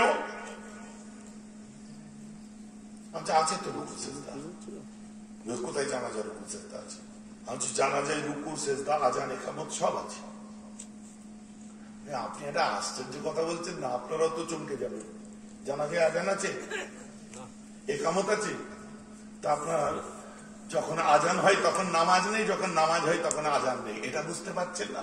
জন্মাবার পরেই এক কানে আজান আর এক কানে একামত দিয়েছিল, নামাজ হয়নি। তো তখন আজান একামত ছিল, নামাজ নেই, এখন নামাজ আছে আজান নেই। আসলে দুটোই আছে, আমরা খুঁজে পাচ্ছি না কখন কোনটা হয়েছে। বলেন না সুবহানাল্লাহ। এবার বলুন জানাজা কি দোয়া না নামাজ? বলছে নামাজ। নামাজের পরে আল্লাহর কাছে হাত তোলার হলো উত্তম সময়, তাই আমরা জানাজার পরে আল্লাহর কাছে হাত তুলে দোয়া চাই। ময়দানে যত মানুষ আছে কবর দেওয়ার শেষ পর্যন্ত বোধহয় এত মানুষ থাকবে না, তার জন্য আমরা আল্লাহর কাছে হাত তুলে এখনই দোয়াটা চাই। ওর মধ্যে একটা আল্লাহর ওলি থাকলে আমার বাপটাকে আল্লাহ মাফ করতে পারে, তার তোমার আব্বা সওয়াব অনেক, তোমার দরকার নেই, আমার আব্বা গুনাহগার, আমার দরকার আছে, দ্বন্দ্ব নেই, তুমি করবে না আলাদা ব্যাপার। কিন্তু যেখানে করা অভ্যেস সেখানে তুমি আল্লাহর কাছে হাত তুললে কি তোমার জাত যাবে? ওখানে দাঁড়িয়ে তো আর মাল খাচ্ছে না, মদ খাচ্ছে না, আল্লাহর কাছেই তো হাত তুলছে। ও ভাই আমার ওয়াজ আপনারা বুঝতে পারছেন যে কাজগুলো করেন এবার মজবুত কিনা বোঝা যাচ্ছে? এবারে আসুন, জি আলহামদুলিল্লাহ। আজানের পরে আমরা কেন হাত তুলি? মাশাআল্লাহ খুব সুন্দর কথা বলেছেন। আজানের পরে এই জন্য হাত তুলি, অনেক ক্ষেত্রে বলা হয় আজানের পরে তো হাত তোলার দরকার নেই, কারণ আজানের পর হাত তোলা হচ্ছে বিদআত। আজানের পরে হাত তোলা হচ্ছে নতুন আবিষ্কার, নব্য আবিষ্কার। যে ছকে পড়ে আজানের পরে হাত তোলা চলবে না, সেই ছক অনুযায়ী কোনো ওসিলা দেওয়াও চলবে না। আমার এরকম একটা ঘটনা ঘটেছে ভাই, বুঝলেন? আজান হয়েছে, আজান শেষ হলো, আমি বললাম আল্লাহুম্মা দেখুন এগুলো ওয়াজিব নয়, ফরজ নয়, কোনোটাই নয় আজানের পরে হাত তোলা। কিন্তু আমরা যখন ভাত খাই, ভাত খাওয়ার পর আলহামদুলিল্লাহ আল্লাযী আতামানি ওয়া সাকানি ওয়া জাআলানি মিনাল মুসলিমিন আমরা পড়ি কি পড়ি না? বলছে উত্তম কোনটা, বেহতর কোনটা?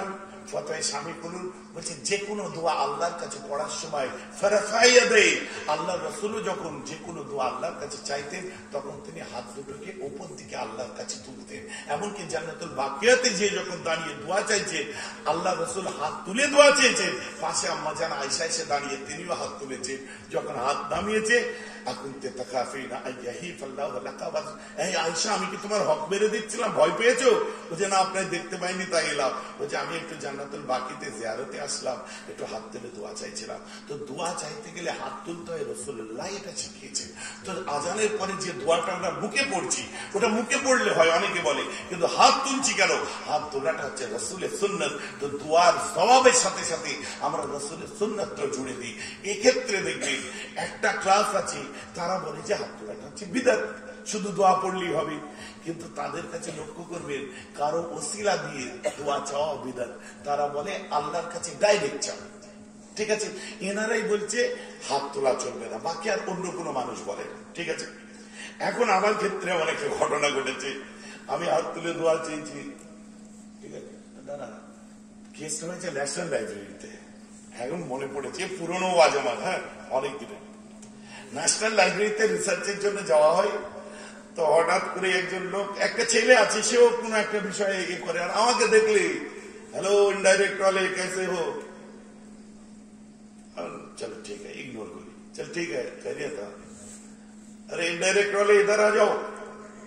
আর নন বেঙ্গলির একটু দাপটে কথাবার্তা বলে, চুপচাপ করে আমার সব ঝগড়া করে।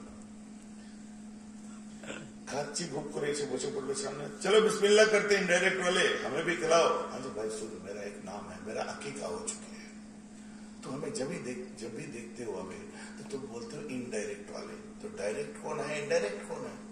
मुझे देखो, हम लोग तो डायरेक्ट है, अल्लाह से डायरेक्ट मांगते हैं, तुम लोग जब मांगते हो तो इसके वसीला उसके वसीला, ये सब बिदअत है जी। ये वसीला देना सही नहीं है, वसीला मत दो, डायरेक्ट मांगा करो। ये वली का वसीला, नबी का वसीला, साहबा का वसीला, इनका वसीला, उनका वसीला, तो फाइल ये वसीला, जो वसीला वसीला देते नहीं वो बिदअत। डायरेक्ट আমাদের মতো चाहो, जो अच्छी बात है डायरेक्ट चाहिए। बोला है यार तू डायरेक्ट दुनिया में आया है या आपको का जरूरत पड़ा? तू डायरेक्ट दुनिया इससे ना माँ बाप लेके चलो, वो तो सिस्टम है। जब सिस्टम में अल्लाह ने इनडायरेक्ट बना दिया और ये इनडायरेक्ट नहीं बन के डायरेक्ट वो लोग नहीं होता तो तू दुनिया में नहीं होता। इनडायरेक्ट सिस्टम टाइप माँ बाप यदि डायरेक्ट ना होतो, वाईफाई বাচ্চা হবে, অনলাইনে বাচ্চা হবে, হাসছেন কেন? বলতে দোষ কি আছে? এখন অনলাইনে ক্লাস হচ্ছে, অনলাইনে কলেজ হচ্ছে, অনলাইনে বাচ্চা হবে? তো তোর বাপ ডাইরেক্ট হয়েছিল, তুই ইনডাইরেক্ট এসেছিস, আল্লাহ তো ডাকলে ডাইরেক্ট পাঠায়নি। তুই কোন সা জমিন ফুড়ে আকাশ ভেঙে নেমেছিস? তুই কোরআন ডাইরেক্ট পেয়েছিস না, নামাজ ডাইরেক্ট পেয়েছিস না, রোজা ডাইরেক্ট পেয়েছিস না, আল্লাহ ডাইরেক্ট পেয়েছিস না, তুই কোন জিনিস ডাইরেক্ট পেয়েছিস আমায় বলতো? ना वो तो सही है, मगर देखो देखो তোমাকে তোতা পাখির বলি শিখিয়ে রেখেছে, আর আমি যদি তর্ক করি তুমি লজ্জা পাবে। তো আজান হলো, আজানটা শেষ হয়েছে, আমি হাত তুললাম, আল্লাহুম্মা রাব্বা হাযিহি দাওয়াতিত তাম্মা সালাতিল কায়িমা আতি মুহাম্মাদান পড়লাম। পড়ার পরে দোয়া শেষ করলাম, আমাকে এরকম যেন বাপ দেখার মতো করছে। আমি क्या हुआ जी, क्या देख रहे हो, हाथ क्यों उठाते हो तुम? यार कौन सा आपत तेरे गले पड़े मैं हाथ उठा दिया तो? हाथ তুলছো কেন? আমি কেন? मुझे हाथ তোলা সে বিদআত, হাত তুলতে নেই, এমনি দোয়া করতে হয়। আমি একটু বললি ওসিলা দেয়া বেদাত, একটু বলছিস হাত তোলা বেদাত, তুই কি বেদাতের ডিলারশিপ নিয়েছিস? আর মরি সাহেবগুলোকে বলি সবই বেদাত বলে আমি হাত এরকম পিছনে বেঁধেছি, বেঁধে বলছে চল আব দোয়া কর। হাত আমি তোর কথা শুনে তুললাম না, তোর কাছে ওসিলা বেদাত, হাত তোলা বেদাত, আমি হাত তুললাম না, আর ছাড়লে দুটোই ছাড়বো। যদি হাত না তুলতে দিন দোয়া পড়াই চলবে না। বলে কেন? তোর কথা অনুযায়ী তো হাত তোলা বেদাত, আর তোর কথা অনুযায়ী ওসিলা দেওয়া বেদাত, ছাড়লে দুটো বেদাতই ছাড়তে হবে, একটা রাখবে একটা ছাড়বে, এটা তো হবে না।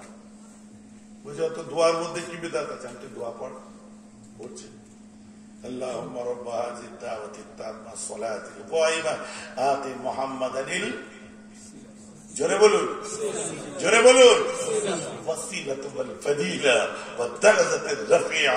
আমি পড়ি কি পড়ি না? কি ওসিলা কি বললি? हाँ यहाँ क्या है? हाँ वही तो है। হাত তোলা যদি বিদাত হয়, তোর কথায় ওসিলা হচ্ছে বিদাত। আমরা বলছি আল্লাহ আতে মুহাম্মাদের ওসিলা, আরশের নিচে একটা জায়গা যেটাকে মাকামে ওসিলা বলা হয়, আমার রাসূলকে মাকামে ওসিলা দিন, যাতে উম্মত তার ওসিলা দিতে পারে। বলুন না সুবহানাল্লাহ। অতএব হাত তোলাও বিদাত, ওসিলা দেওয়াও বিদাত, এদের কাছে সবটাই হলো বিদাত। অতএব হাত তোলা হচ্ছে সুন্নাত, যার জন্য আমরা যে কোনো দোয়া শুধু আজানের পরে বলে নয়, তো ভাত খাওয়ার পরেও দেখুন হাত তুলি। ঘরে বসে বসে মায়ের শরীরটা খারাপ, আল্লাহ গো আমার মায়ের হায়াতটা দারাজ করে দাও, আমি মা বলে কাকে ডাকবো? আব্বা চলে গেছে, আমার আম্মারও শরীরটা খারাপ, আপনারা দোয়া করবেন আল্লাহ আমার হায়াত দারাজ করুক। সকলে বলে না কি আমরা হাতটা অটোমেটিক উঠে যাই তো নাকি? আল্লাহ বলছি আবার হাত তোলার সিস্টেম বলা হয়েছে, এইভাবে নয়, এইভাবে নয়, এইভাবে নয়। বলছে তুমি যখন হাত তুলবে তোমার যেন এইসব মোল্লা আলী কাজী রহমাতুল্লাহ আলাইহি মানে বুখারী সারা লিখেছে যারা, তাদের কল থেকে বার হয়, বুঝলেন? এই যে সুন্দরভাবে হাত তোলার পদ্ধতি পর্যন্ত খুব সুন্নাহ, অর্থাৎ হাদিস পাক থেকে জাহির করা আছে। বলেন সুবহানাল্লাহ। মুনাজাতে হাত তুলতে হবে আজানের পরে, আমরা তাই জন্য হাত তুলে থাকি। শুধু আজান না, যে কোনো মুনাজাতে আমরা তুলি। যেটা বলছিলাম,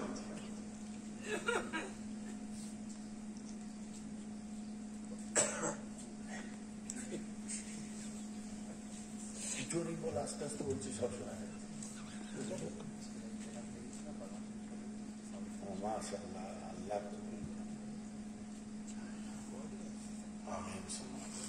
হ্যাঁ, তো যেটা বলছিলাম, তো আমাদের এইসব মাসলাক গুলো নিয়ে যে আলোচনা আমি আপনাদের সামনে উপস্থাপন করছি, এই যে তখন আমি সেই হুজুরকে বললাম জানাজা বুঝিয়ে দেওয়ার পরে, এই হুজুরের সঙ্গে আমার কথা হচ্ছিল, এই মোটা হুজুর যে বলছিল আল্লাহ তাকে রোগা করে সুস্থ বানিয়ে দিক, সকলে বললেন আমিন। কথা বল, দোয়া চাইলাম না বদদোয়া? দোয়া না বদদোয়া চাইলাম? দোয়া চাইলাম, খারাপ ভাবে নেবেন না। যদি বলো আমি মোটা থাকি রোগা থাকি, অনেক ওই হুজুরের কি, সুস্থ থাকবেন, আমি এই দোয়াইটা চেয়েছি। আর সুস্থ থাকলে ন্যাচারাল ব্যাপার, সবাই জানে শরীর ফিট না রাখলে সুস্থ থাকা যাবে না, আর সুস্থ না থাকলে বেশি পড়া যাবে না। আর যারা মুক্তাদা হয়, যারা সমাজকে শিক্ষা দেয়, তাদেরকে বেশি করে পড়তে হয়। ঠিক আছে, সম্মান দিতে গেলে দাঁড়াতে হয়, এটা কোরআনে আছে, হাদিসে আছে। আমি তখন এই জবাবটা এইভাবেই দিয়েছি, কোনদিন তার কানে এদের মাধ্যম দিয়ে যখন পড়ে যাবে, উনি ব্যাপারটা যেন শিখে নেন, আমার কাছে নয়, হাদিস কোরআন থেকে যেন শিখে নেয়। যেহেতু পাবলিকের সামনে দাঁড়াচ্ছেন, তো কথাটা এমন, আমি তার নাম বলে ফেমাস করতে চাই না, তবে নিশ্চয়ই বুঝতে পারছেন, আলেমের ছেলে আলেম হয় না, ডাক্তারের ছেলে ডাক্তার হয় না। গুরু, ডাক্তারি পড়তে হয়, যেমন আমি পীরের ছেলে, আমি পীর নাকি অত সোজা, এর কামালিয়াত অর্জন করতে হয়। ঠিক বলছি না ভুল বলছি? মানুষ ডাক্তারের ছেলে, একটু ওষুধ পানি দিয়ে বলে ডাক্তার বলে রাখে, সে কম্পাউন্ডারকেও ডাক্তার বলে রাখে, ওষুধের দোকানের মালিককে ওই ডাক্তার ভাই দোকান বন্ধ করে দিলেন, বলে কি বলে না? সেই রকম আমাকে সবাই বলে ফেলে। তবে আমার অহংকার, আমি পীরের ছেলে, এটা আমার অহংকার না। আমার অহংকার, আল্লাহ আমার আব্বাকে আলেম করেছিলেন, হাফেজুল হাদিস করেছিলেন, এটাই আমার সব থেকে বড় অহংকার। বলুন না সুবহানাল্লাহ। কালকের বক্তব্যটা আপলোড দিয়েছে, আমার নাম করেছে না বদনাম করেছে আমি বুঝতে পারিনি, বুঝলেন?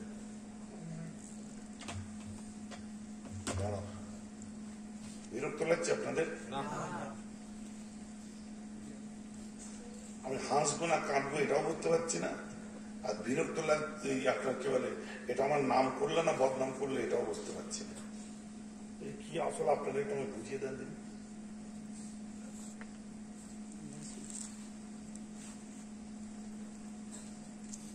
কি সব মনে আছে কথা, কমেন্ট গুলো দেখেছেন? বর্ধমান নিয়ে আসেন কি?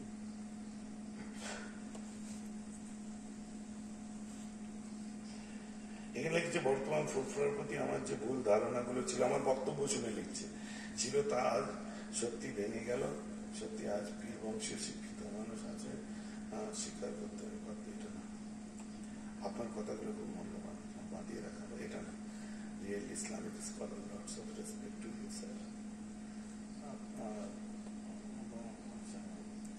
পীরেদের কাজ ছিল তো মুরিদের পকেট কাটা। পীরেরা যে পড়াশোনা করে দেখে ভালো লাগলো, হানাফিরাও তৈরি হচ্ছে, এটা কি নাম করলো না বদনাম? হ্যাঁ, আমি বুঝতে পারছি কি এটা মানে কি। পীরেদের জানতাম কাজ হচ্ছে পকেট কাটা, ওরাও পড়াশোনা করে দেখে ভালো লাগলো, হানাফিরাও তৈরি হচ্ছে। এটা কমপ্লিমেন্ট নাকি কি বল না রে বাবা, এটা কি নাম করে না বদনাম করে? কিন্তু আমার নামও তো করেছে, পড়াশোনা করি বলছে, বুঝা গেল না নাম করছে, সেও কনফিউশন। ভাই নামই যদি করো, নিশ্চয়ই আজকের বক্তব্য শুনবে, একটু দিল খুলে করো না। খোঁচা মেরে ভালোবাসা ভালো লাগে না। বউয়ের জন্য যখন সেই তুমি সোনার গয়নাটা কিনে এনে দিলে, বউটা হাসলো, তার হাসিটাকে একটু অ্যাপ্রিসিয়েট করে তাকে বুকে টেনে নাও না। তুমি কেন কিনে দিতেও দিলে, আবার বলছো তোমার আব্বা জীবনে দিয়েছে।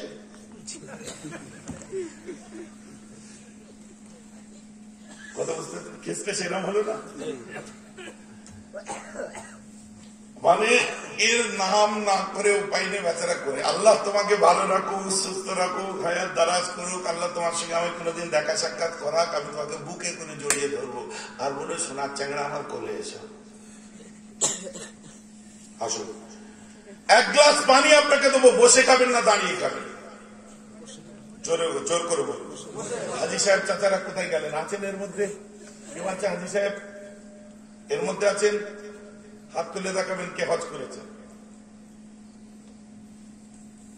আচ্ছা, কেউ একদিন আছেন আপনি হজ করেছে? কেউ আছে? আচ্ছা, কার বাড়িতে জমজমের পানি আছে? হাত তুলে দেখাও তো। আলহামদুলিল্লাহ, ও বাবা সবার বাড়িতে আছে। সুবহানাল্লাহ। ও চাচা বলছে সব পানি এক গ্লাস দেবো, বসে খাবে। তোমার জমজমটা আলো থেকে আমি বসে খাই দেখবো। কেন? ওটা সবুজ লাল হয়ে গেছে তো পানি দাঁড়িয়ে কেন? পানি তো পানি, মাহিয়াত এক, জিন্স এক, মেথড এক। এটাও ওয়েলের পানি, ওটাও ওয়েলের পানি। একটা পানি বসে, একটা পানি দাঁড়িয়ে কেন? যখন নাকি পানি বসে খাওয়া হচ্ছে শুনলাম, কিন্তু ওই পানিটা দাঁড়িয়ে কেন? ওর বিশেষত্ব আলাদা, আলাদা স্পেশালিটি আছে। এক গ্লাস পানি দিলে আপনি বসে খাবেন, কিন্তু উজু করার পরে লোটার ভেতরে যে পানিটা রয়ে যায় ওটা কিভাবে খাওয়া শুনলাম? দাঁড়িয়ে পান খাওয়া শুনলাম। কেন? এই জন্যই যে ওই পানিটা আমাকে আল্লাহর ইবাদতের যোগ্য করে তুলেছে, তাই তো? যার জন্য ওই পানিটার সম্মানে আল্লাহ রাসূল বলছে দাঁড়িয়ে পান করো, ওটা হলো সুন্নাত।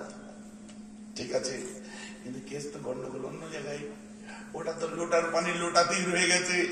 যে পানিটা আপনার কাজে লাগলো, আল্লাহর ইবাদতের যোগ্য বানিয়ে তুললো, যে পানিটা উযু করলেন, ও পানি তো গড়িয়ে চলে যাচ্ছে। তো আপনাকে যদি পানিটা আমাকে আল্লাহর ইবাদতের কাবেল করেছে, তার সম্মানে যদি দাঁড়াতে হয়, তো যেটা গড়িয়ে চলে যাচ্ছে ব্যবহার করা পানিটা তো আপনাকে ইবাদতের কাবেল করেছে। এ তো লোটার পানি লোটার নিচেতেই রয়ে গেছে। তো খেলে ওটা দাঁড়িয়ে খান, ওটা খাওয়া হারাম হবে, কারণ ওটা মায়ে মুস্তামাল। কিন্তু লোটার পানিটা খাচ্ছেন দাঁড়িয়ে, কেন? যে ওটার সঙ্গে এটার নিসবত ছিল, তাই বলেন না সুবহানাল্লাহ। যে জমজম আপনি কেন দাঁড়িয়ে খাবেন? আল্লাহ রসুলকে যখন জমজম দেওয়া হয়, আমার রসুল হাযিহি জমজম বলে উঠে দাঁড়িয়ে পড়লেন আর বললেন, আমার জাদ্দুল আম্বিয়ার পায়ে লাগা পানি, এর সম্মানে আমি মুহাম্মদ দাঁড়িয়ে পড়লাম। বলুন না সুবহানাল্লাহ। সম্মানে কি করলেন? জোরে বলুন। সম্মানে কি করলেন? সম্মান দিতে গেলে কি করতে হয়? এই দাঁড়াতে হয়। শিক্ষাটা কে দিলেন? আল্লাহ রাসূল। তুমি থামলে চিন্তা করছো, তাই তো?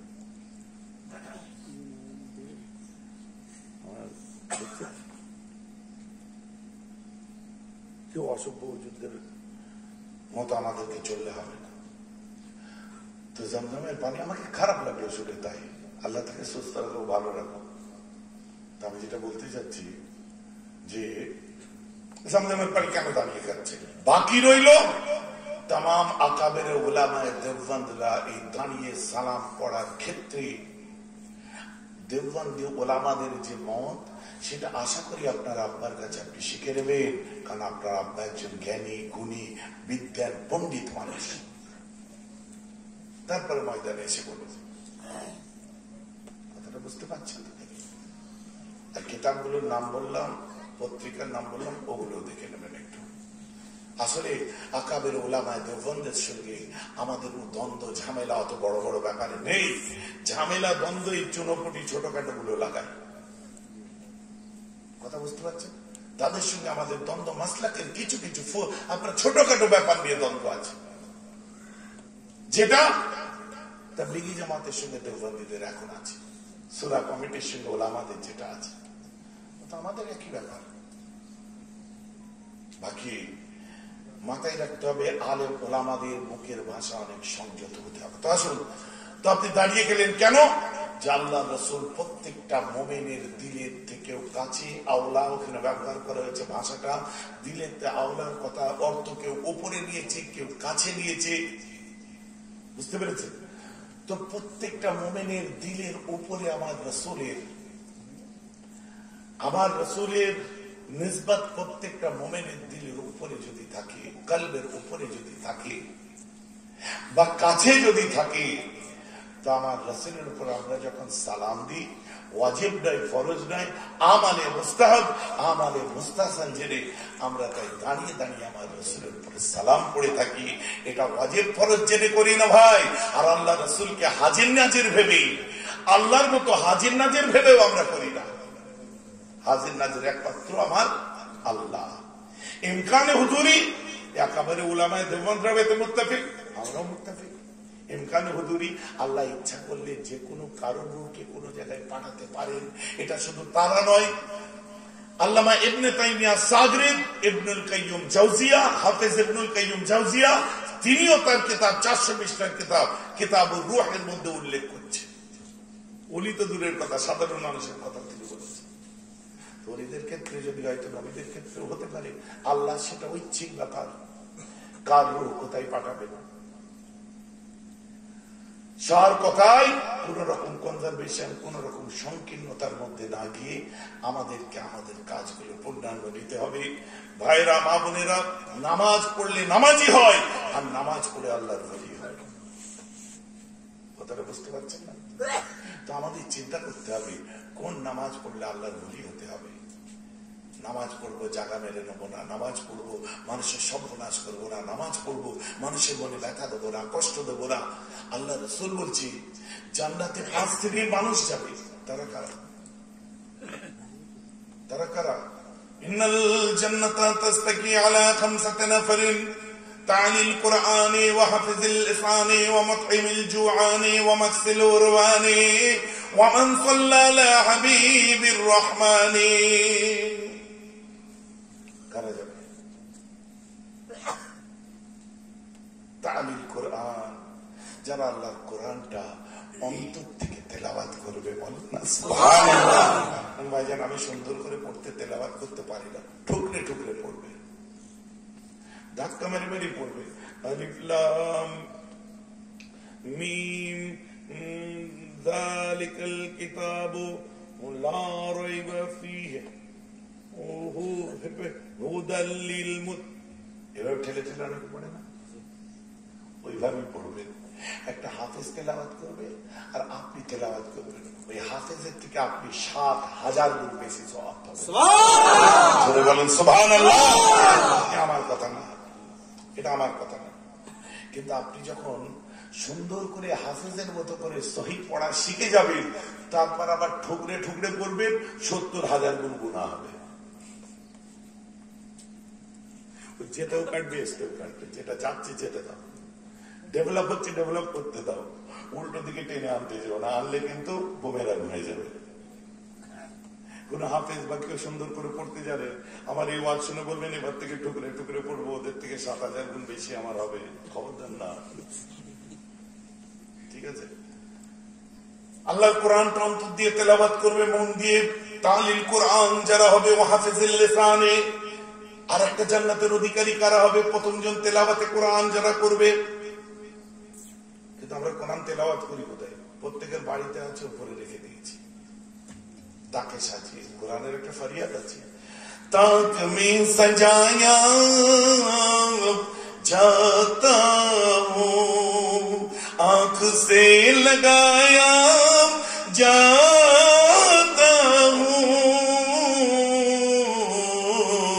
ताक में सजाया जाता हूँ, जुस्नो हरे रंग की रेशम का और फूल चढ़ाया जाता हूँ, ताक में सजाया जाता हूँ। আল্লাহর কোরআন বলছে, কোরআন ফরিয়াদ করছে, আমাকে যত্ন করে তাকে সাজিয়ে রেখে দেয়। রং বেরঙ্গি মখমলি রেশমি জুজদানে আমায় মুড়িয়ে কভারে রাখা হয়, তাতে ফুল দেওয়া হয়। আফসোস, কিন্তু আমাকে তেলাওয়াত করা হয় না। ঠিক, মেয়েগুলোকে শুকরিয়া দেওয়া দরকার, আমাদের থেকে বেশি মেয়েরা পড়ে, মা বোনগুলো বেশি পড়ে। ওরা ঘরের কাজ কাম সামনে নেওয়ার পরে সময় পেলে একটু কোরআন শরীফ পড়বে। তো অনলাইনে একটা কনসেপ্ট নিয়ে এসেছি, আপনারা জানেন নিশ্চয়ই, জানেন তো নাকি? আলহামদুলিল্লাহ, প্রায় ওয়ার্ল্ডের 11টা দেশে একটা ওয়েবসাইট লঞ্চ করেছি আমরা, যার মধ্যে মালয়েশিয়া, ইন্দোনেশিয়া, বাহরাইন, কাতার, দুবাই, বাংলাদেশ, ইন্ডিয়া, এভাবে 11টা দেশ। ইউএসএ আছে, ব্রিটিশ আছে, আপনার ইংল্যান্ড আছে তার মধ্যে, এবং বহু কারীরা ওয়ার্ল্ডের যে 1 নম্বর কারি 2 প্রথম হয়েছেন আহমদ বিন ইউসুফ সাহেব শেখ, তিনি নিজে তার টিমকে নিয়ে বাহাদুর কোরআন নিয়ে প্রায় 11 জন কারির টিম নিয়ে আমাদের ট্রেনিং দেওয়াচ্ছেন এবং বেসিকটাও আছে, ইংলিশ স্পোকিং আছে, সবকিছুই আছে এর মধ্যে। কথা বুঝতে পারছেন? ঘরে ঘরে যদি স্কুল কলেজ যাই, ঘরে ঘরে যদি অনলাইন সবকিছু হয়, খালি ওইটা হয় না যেটা বললাম, তো ওটা ডাইরেক্ট দরকার। ওই জন্য বিয়ে শাদী করে ইনডাইরেক্ট কেউ দুনিয়ায় আসেন বলতে যেটা বললাম, তো ঘরে যদি স্কুল কলেজ চলে যাই তা আমি ঘরে ঘরে কোরআন কেন পৌঁছাতে পারবো না? কথাটা বুঝতে পারছেন? তো সেরকম একটা প্রকল্প নিয়েছি, তারই একটা অফলাইন প্রজেক্ট হচ্ছে কনসেপ্ট, যেটা গ্রামে গ্রামে ট্রেনিং সেন্টার। কথা বুঝতে পারছেন? আপনারা দোয়া করবেন। এখানে স্টুডেন্টরা নিশ্চয়ই তার আছে, একদম বোমের মতো ছড়িয়ে গেছে চতুর্দিকে। ব্যাপারটা এত তাড়াতাড়ি এত সুন্দর ডেভেলপ হবে, তাই না? আছে নাকি স্টুডেন্ট? মাশাআল্লাহ, আলহামদুলিল্লাহ, আপনাদের এখানেও স্টুডেন্ট আছে। অথচ আমি এখানে কত বছর পরে আসছি। তো কিছু নেক্সট লেভেল ভেবে কাজ করতে হবে, একটু খরচা হবে, সামলাতে হবে, যেগুলো আয়ত্তের বাইরে আমি ভেবে নেমেছি। আমার ওলামা বলে মৌলানা আমানুল্লাহ আছে, আপনার কি বলে আব্দুল্লাহ মারুফ আছে, তারপরে মানে আমরা নিজেদের আয়ত্তের বাইরে। আমি বলেছিলাম আমানুল্লাহ সাহেবকে যে দেখো 10% থেকে 50% আয়ত্তের বাইরে থাকবে। আমরা যদি রিচ করতে পারি যে কোনো কাজ, আপনারা করুন, দেখুন 10% আয়ত্তের বাইরে। বাজারে গেছেন, টাকা হিসাব করে নিয়ে এই টাকার মাল কিনবে, এতটা করে হবে, লাস্টে দেখছেন টাকা শর্ট করছে, তখন একটু কম কম করে কিনে আনবেন। হয় কি হয় না? হয়ে যাবে, হচ্ছে না? একটা বাইক কিনবেন, কত দাম? বলে 1,08,000 টাকা দাম। কেনার সময় দেখছেন 1,13,000। বাইরে কেনা কোন কাজ আটকাচ্ছে, আটকায় না। তো আমাদের আটকালে চলবে না। কনসেপ্ট, মাইন্ডসেট, এগুলো আমাদের সব ঠিক রাখতে হবে। তো যাই হোক আমার ভাইরা, হিংসা নয়, বিদ্বেষ নয়, নামাজ কালাম যদি আমাদের পড়তে হয় আল্লাহ ওয়ালাদের মতো পড়তে হবে। লা সালাত তাম্মা ইল্লা বিল হুদুদ, অতক্ষণ পর্যন্ত নামাজ কমপ্লিট হয় না, তামাম হয় না, যতক্ষণ না হুদুরে কলবের সাথে ইতমিনানে কলবের সাথে আপনি পড়ছেন। তো আল্লাহ আমাদের হুদুরে কলবের সঙ্গে নামাজ পড়ার তৌফিক দিক। সকলে বলুন আল্লাহুম্মা আমিন। এখন এই বলে আপনাদের কাছ থেকে বিদায় নিই, আবার পরে আসবো। কটা বাজে বলেন তো?